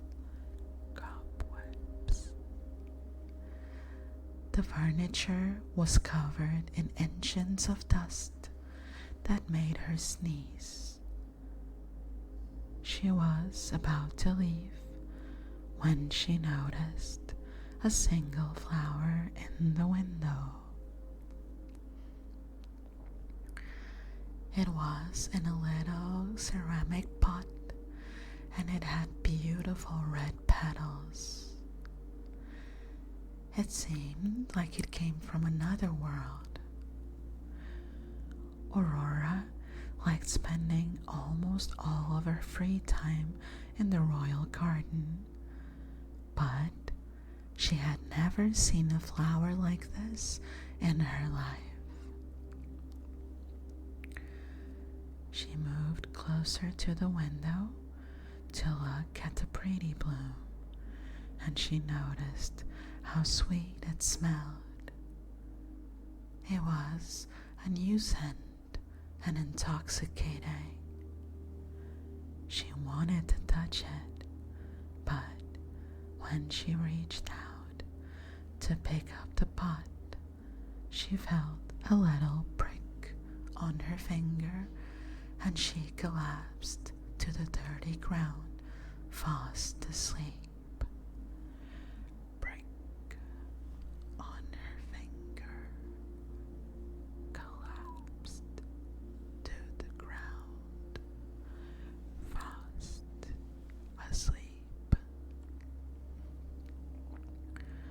That wasn't the only thing that happened. All over the palace, at the moment she pricked her finger, everyone dropped to the floor, falling fast asleep too. The royal parents, the servants, and the guests who had come to celebrate Aurora's birthday. Even the wolfhounds in the yard and the horses attached to carriages and blue birds in the middle of songs fell asleep. The only other sound that could be heard was the rustle of leaves as rose branches climbed the castle walls. The castle and its people became a legend children whispered about. No one believed it existed. Little boys played gallant knights with swords and sticks in the meadows. As they grew up, they dreamed about someday searching for the cursed kingdom and saving everyone inside.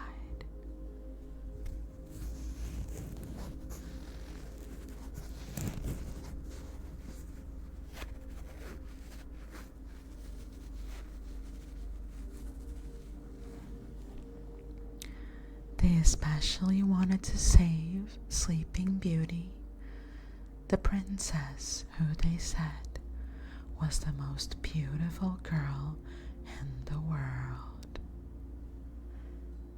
Many village farm boys and even dashing princes from other kingdoms had tried to get to the palace over the decades. All of them only managed to find a dense thicket of thorny roses, which they found impossible to pass.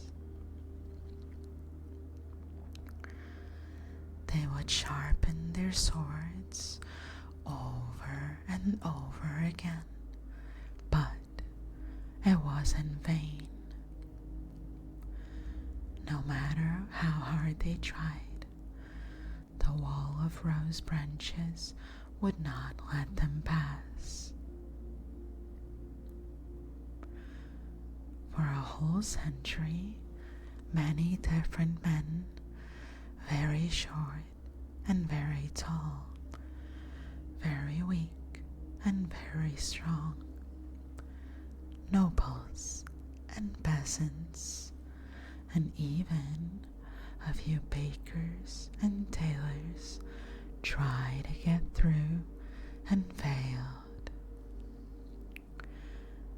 Until one day, when a young, handsome Prince Philip was passing through the kingdom, his dappled horse needed new shoes, so he stopped in a local village to look for a blacksmith. The big-bellied blacksmith greeted the prince warmly, offering him refreshments while he waited for the new horseshoes. While the prince waited for the blacksmith to work on the horseshoes, he listened to the smith's wife tell local children the legend of the cursed Rose Castle. And so, Sleeping Beauty, along with the kingdom, is still fast asleep till this day.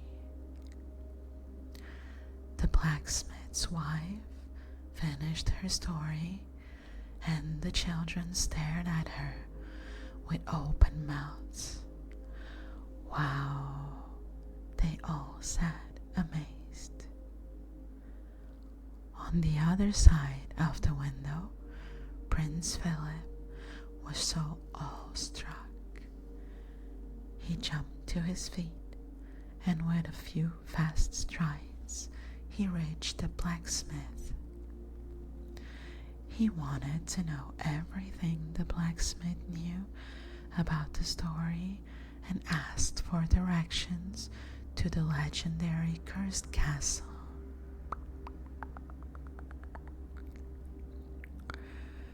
As soon as his horse was shod, he galloped immediately towards the castle. He had to overcome many difficulties on his way, but he was stubborn and determined. Stubborn and determined. At last, he reached the palace. It was completely covered in thorny rose bushes. Suddenly, it happened. The branches in the thicket started loosening right before his eyes, coming apart of their own accord to let him in. As soon as he walked through, the bushes snapped back to where they had been and created a thick wall again. He reached the royal courtyard, and everything and everyone was frozen asleep in place. He searched all through the castle rooms, opening and closing doors, but there was no sign of the sleeping princess. Finally, he found a door leading to a little tower with a chamber at the top. He walked up the stairs and found the sleeping princess lying on the ground.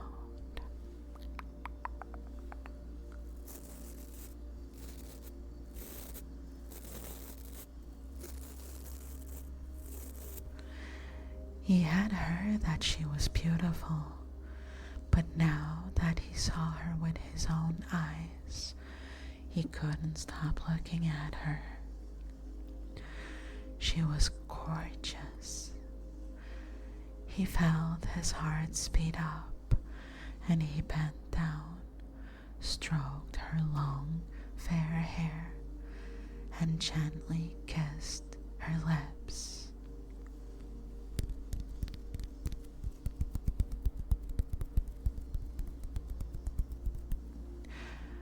The moment he kissed her, Aurora woke up, opened her eyes, and gazed into the young prince's hazel eyes. He looked at her so sweetly that she knew it was his love that had saved her. In the distance, they could hear the dogs barking in the courtyard. Aurora took his hand, and together they walked downstairs. Everyone was yawning, dazed, and waking up from their slumber. The rose bushes were gone. When handsome Philip and beautiful Aurora got married, the blacksmith and his family were all invited to the wedding. The party lasted for 3 days and 3 nights, and Philip and Aurora lived happily ever after.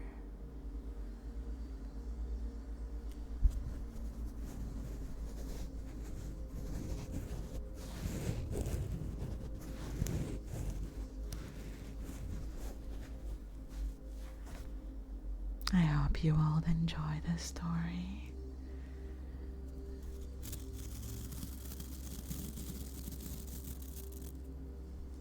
Also, Peter96V and Weibo, thank you so much for the follow. Welcome to the stream. I hope you're all feeling cozy and comfortable.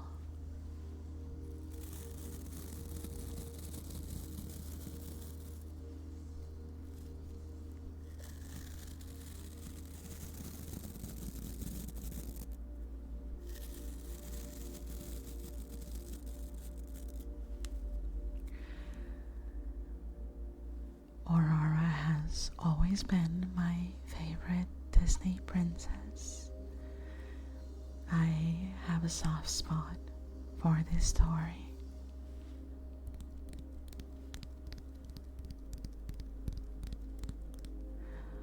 Thank you, my dear house cat.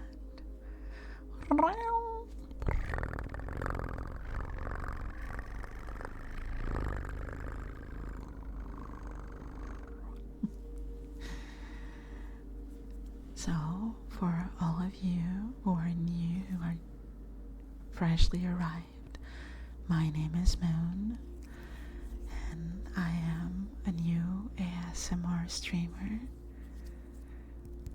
So please forgive me if the stream becomes a little scuff. I am still learning about this wonderful world of ASMR.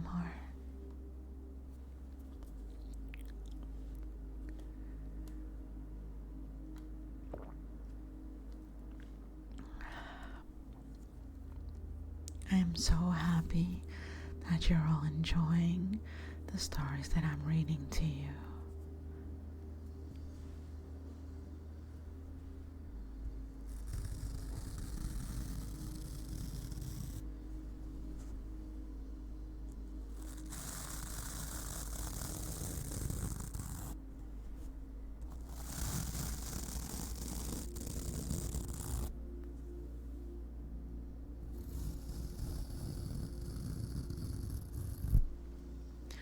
For those of you who don't know, there is a command where you can access the menu of triggers that we have available right now.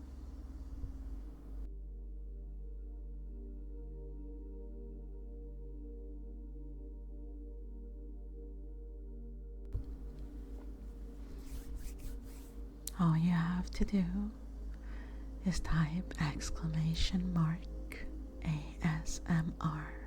into chat.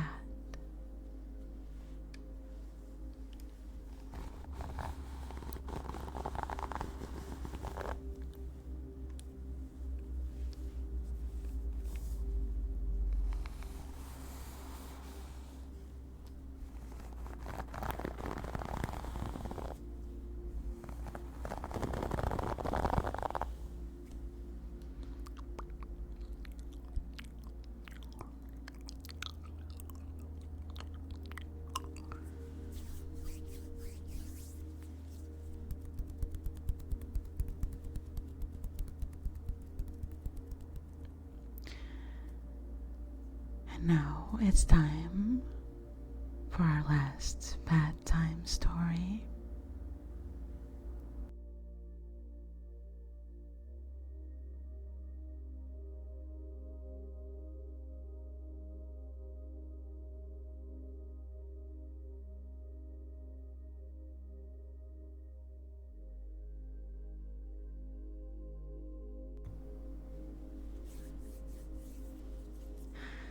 Hello, Toshi Girls.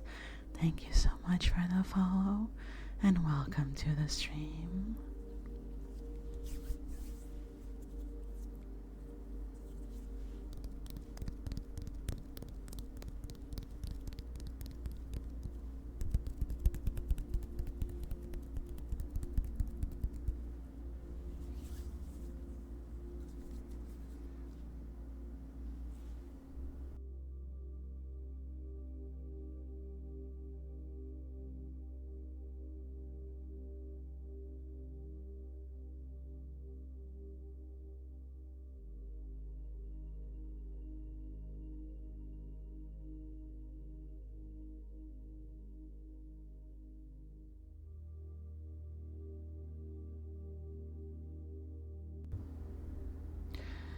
Well, personal attention means that I will be addressing someone specifically, like you, for example, like my dear house cat. You are absolutely wonderful, and I adore you. I hope you are feeling calm and relaxed right now. I want you to know that you are beautiful and that you shine so brightly.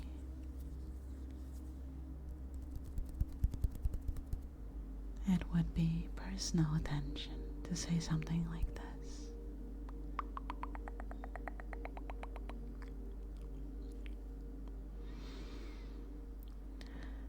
Okay, let's move on to our last bedtime story.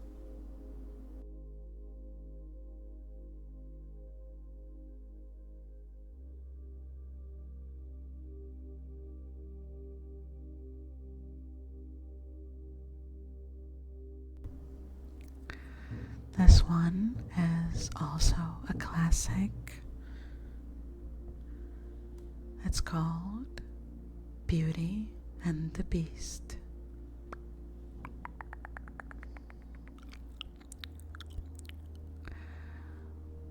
Once upon a time, a young prince lived in a shining castle. One cold night, an old beggar woman arrived, offering him a single rose if he would let her take shelter from the cold. But because of her ugliness, he turned her away. Suddenly, she changed into a beautiful enchantress. To punish the prince, she turned him into a terribly ugly beast. Terribly ugly beast.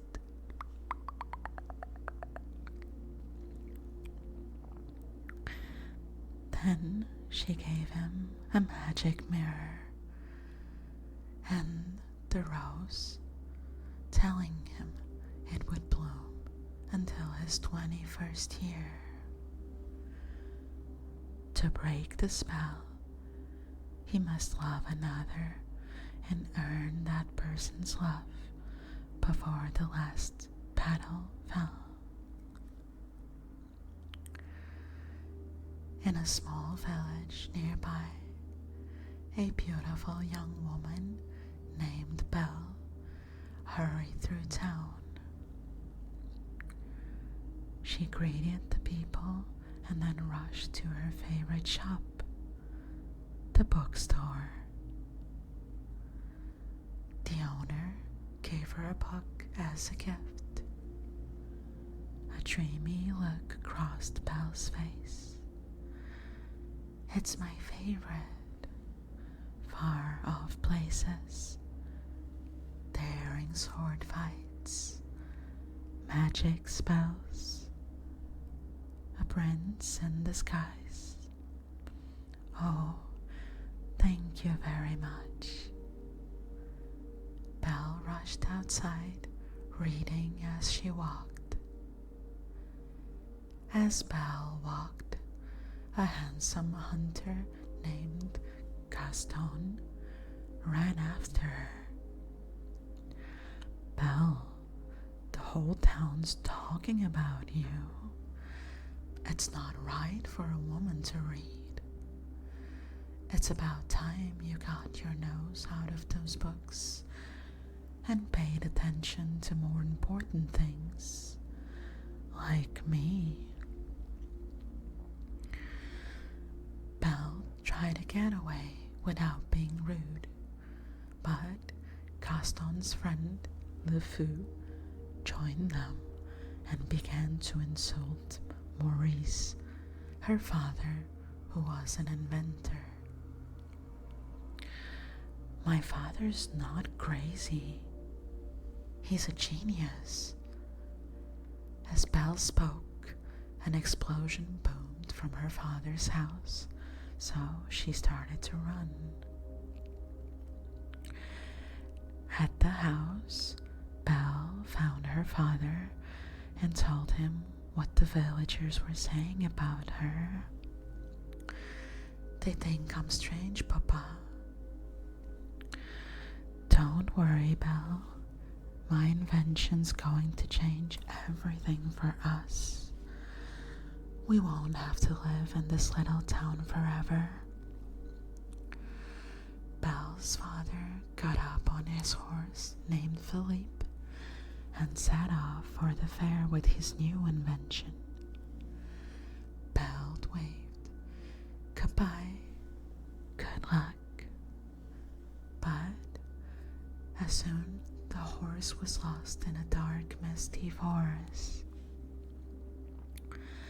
As Maurice paused to look around, he saw two yellow eyes staring out of the darkness. It was a wolf. The horse jumped up and ran away. Terrified, Maurice ran through the forest with the wolves behind him. When he reached a tall, heavy gate, he dashed inside, slamming the gate on the wolf, whose sharp teeth snapped at his leg. Still trembling, Maurice turned to see a huge grand castle. "Hello? I've lost my horse, and I need a place to stay for the night." "Of course, sir. You are welcomed here." Maurice turned around. He could see no one. Then he looked down and saw a big wall clock with a cold, frowning face. Beside him was a smiling candle stand. Maurice grabbed the clock and examined it. "This is impossible. Why, you're alive." The enchantress had turned all the prince's servants into household objects. As the wall clock protested, the candle stand led Maurice into the sitting room. There he met a friendly teapot named Mrs. Potts and her son, a cute teacup named Chip. Chip, Chip. Suddenly, the door opened. A voice boomed, "There's a stranger here." Maurice jumped out of his chair. In the shadows was a large, ugly figure. "Please, I need a place to stay." "I'll give you a place to stay." The beast grabbed Maurice and pulled him out of the room. Back home at the cottage, Belle heard a knock at the door and opened it. Gaston, what a pleasant surprise. "Belle, every girl in town would love to be in your shoes." "Do you know why?" "Because I want to marry you." "Gaston, I don't know what to say."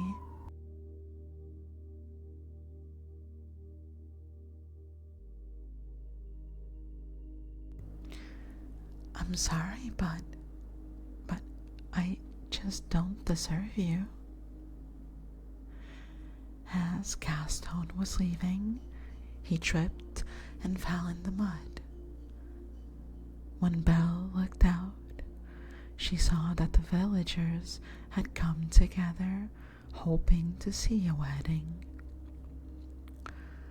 The priest and all Gaston's friends saw him lose faith. After the villagers and an angry Gaston left, Belle ran outside to feed the chickens. There she found her father's horse alone. "Philippe, what are you doing here? Where's Papa?" The horse made some light sounds.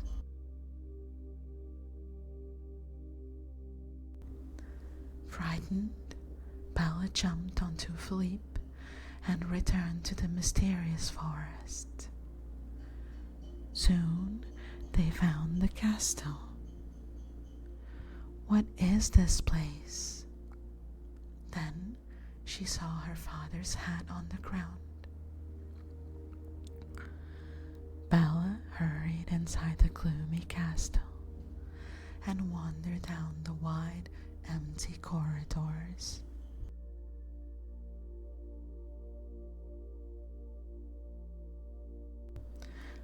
Papa, are you here? It's Belle. No one replied, but Belle didn't know that the enchanted things had seen her. With joy, the candlestand danced around the wall clock. Don't you see? She's the one. She has come to break the spell. Without noticing them, Belle continued to search for her father. Finally, Belle discovered Maurice locked in a tower. Papa, we must get you out of there. Suddenly, she heard a voice from the shadows. What are you doing here? Belle gasped. Please, let my father go. Take me instead. You would take his place? Belle asked the voice to come out into the light. She was horrified when she saw the huge, ugly beast. To save her father, Belle agreed to stay in the beast's castle forever.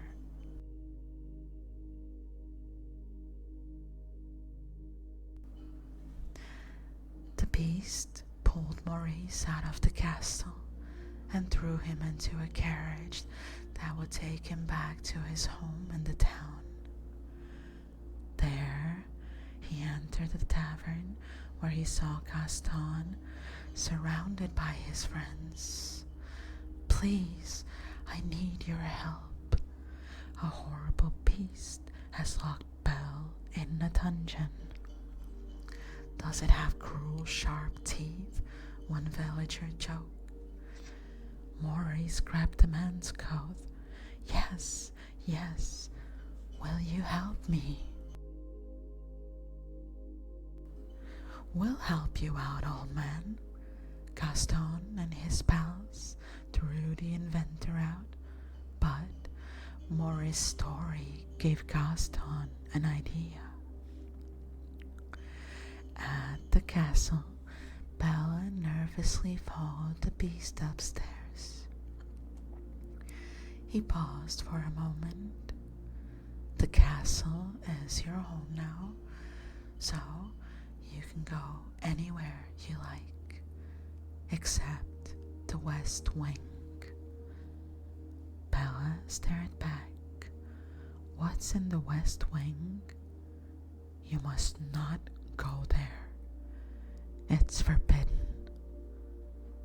The beast opened the door to her room. You will join me for dinner. That's not a request. After the beast left, Belle threw herself on the bed. I'll never escape from this prison or see my father again. That night, Bella refused to eat with the beast. Instead, she crept downstairs to the kitchen. All the enchanted things gave her food and entertained her.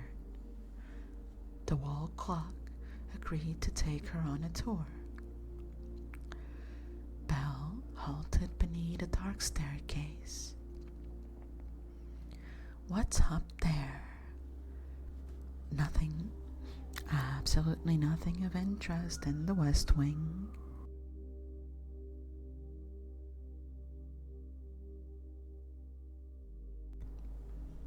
But when the wall clock wasn't looking, Belle slipped away and ran up the staircase to a long hallway lined with broken mirrors. She slowly and carefully opened the door and entered a dark, dirty room. On the floor were broken furniture, torn curtains, and gray broken bones. Broken bones.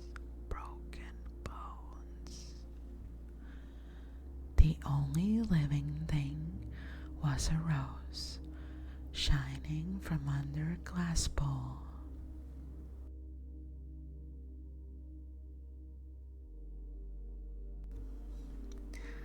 Enchanted, Belle lifted the cover and touched one soft pink petal.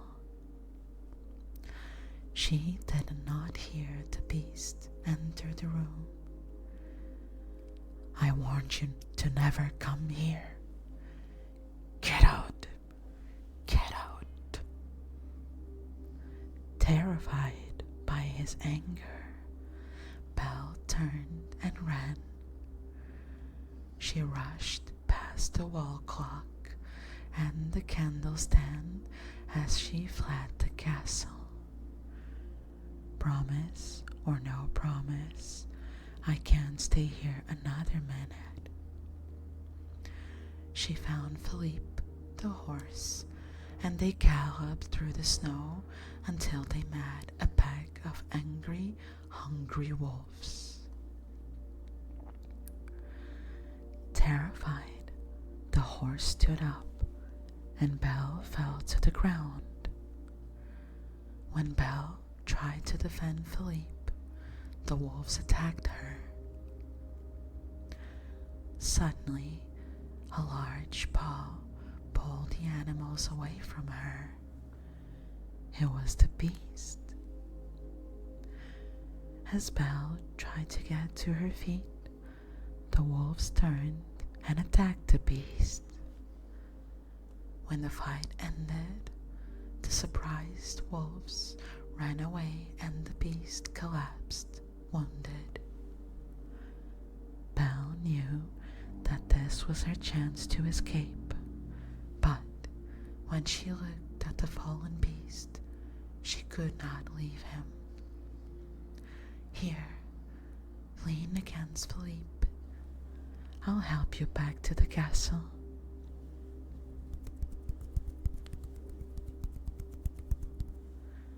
Meanwhile, in the town, Gaston and LeFou were plotting to have put Maurice put in a madhouse unless his daughter, Belle, agreed to marry Gaston.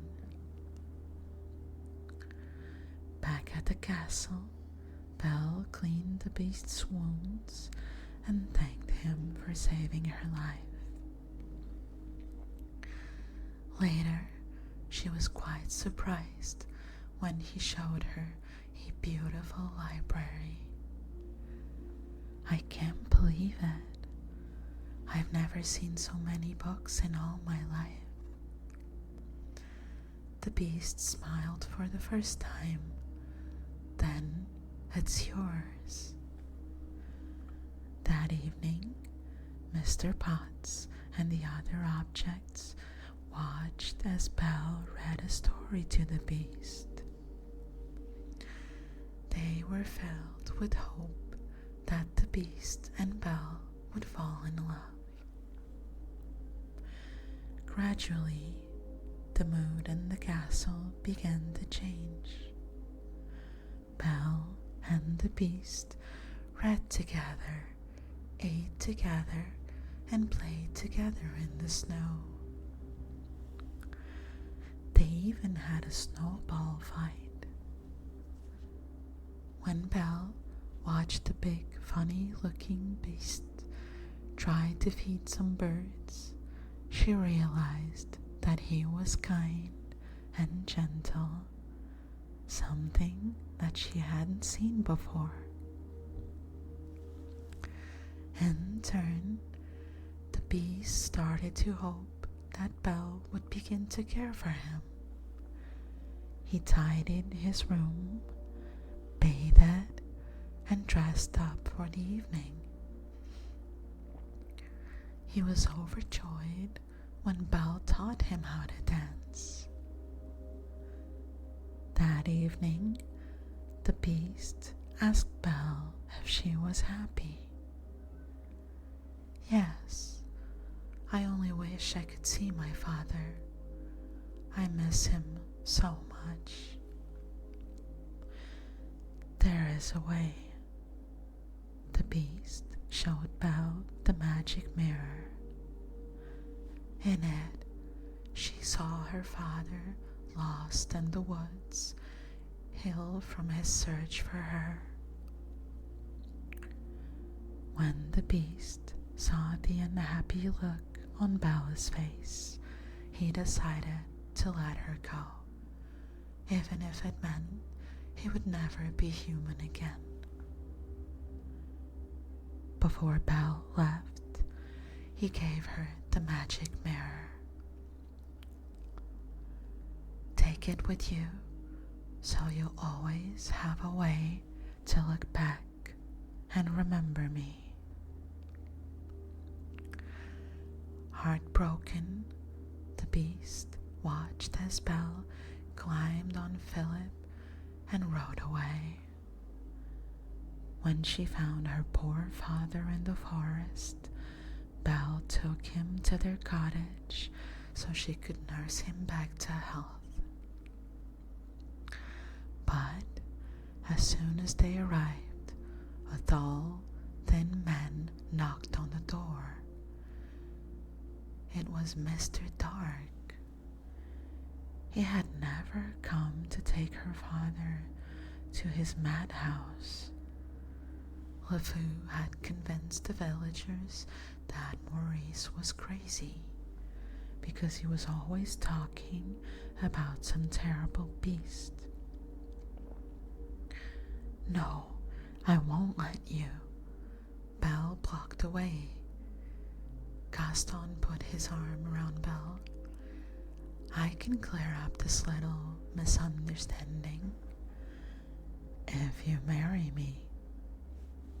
Just say yes. Belle showed them the beast in the magic mirror. He's not ugly and cruel. He's really kind and gentle. Enraged, Gaston shouted, "She's as crazy as the old man. I say we killed the beast." The mob of villagers went to the castle, locked Belle and her father in the cellar, and looked for the beast. As the villagers fought the enchanted things, Gaston forced the beast up the castle roof. He beat the beast, who didn't even try to resist. "Get up, or are you too kind and gentle to fight back?" In the meantime, Chip had helped Belle and Maurice escape from the cellar. When the beast saw Belle, he grabbed Gaston by the throat. But his love for Belle had made him too human. He let Gaston go and looked at Belle. Without warning, Gaston stabbed the beast in the back. The beast roared. Gaston stepped back and fell off the roof to his death.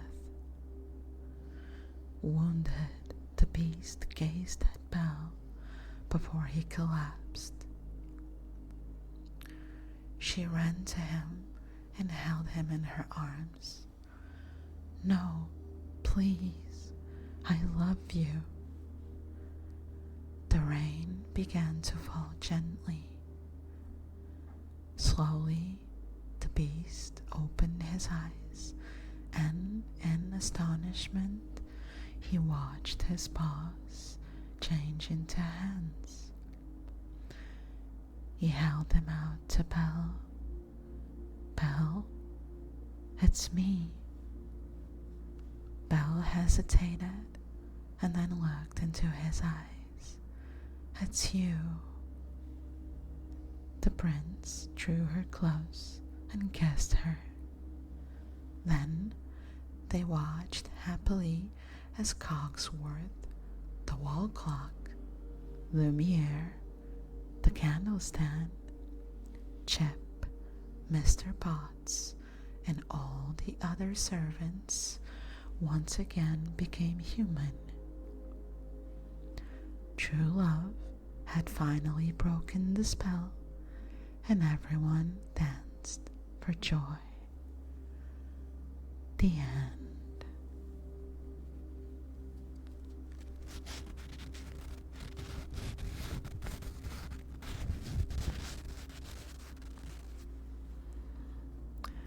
I hope you enjoy this story. Since this is the last one, this means that our stream is coming to an end, but don't you worry. I am going to find another very, very comfy stream for you to continue your journey through relaxation.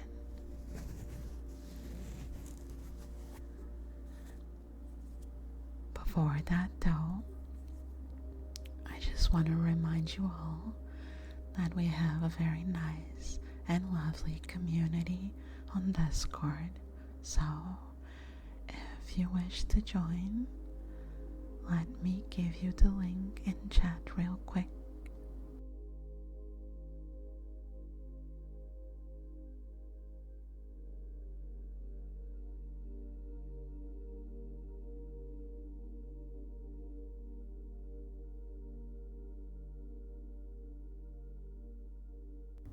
There you go.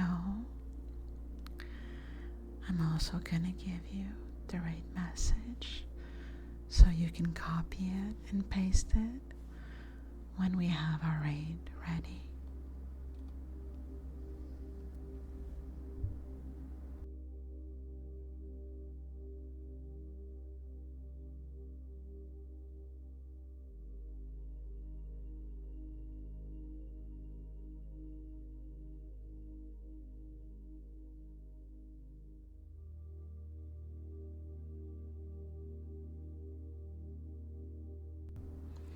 And now I have found someone to raid.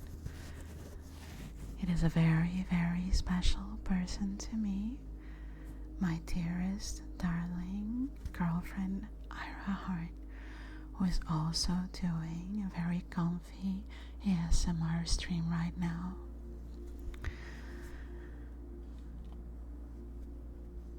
Please go show her some love. She's a wonderful person. And thank you all for spending these moments with me. I hope you're feeling well and relaxed. And I'll see you all on the next stream. Keep shining brightly and take care.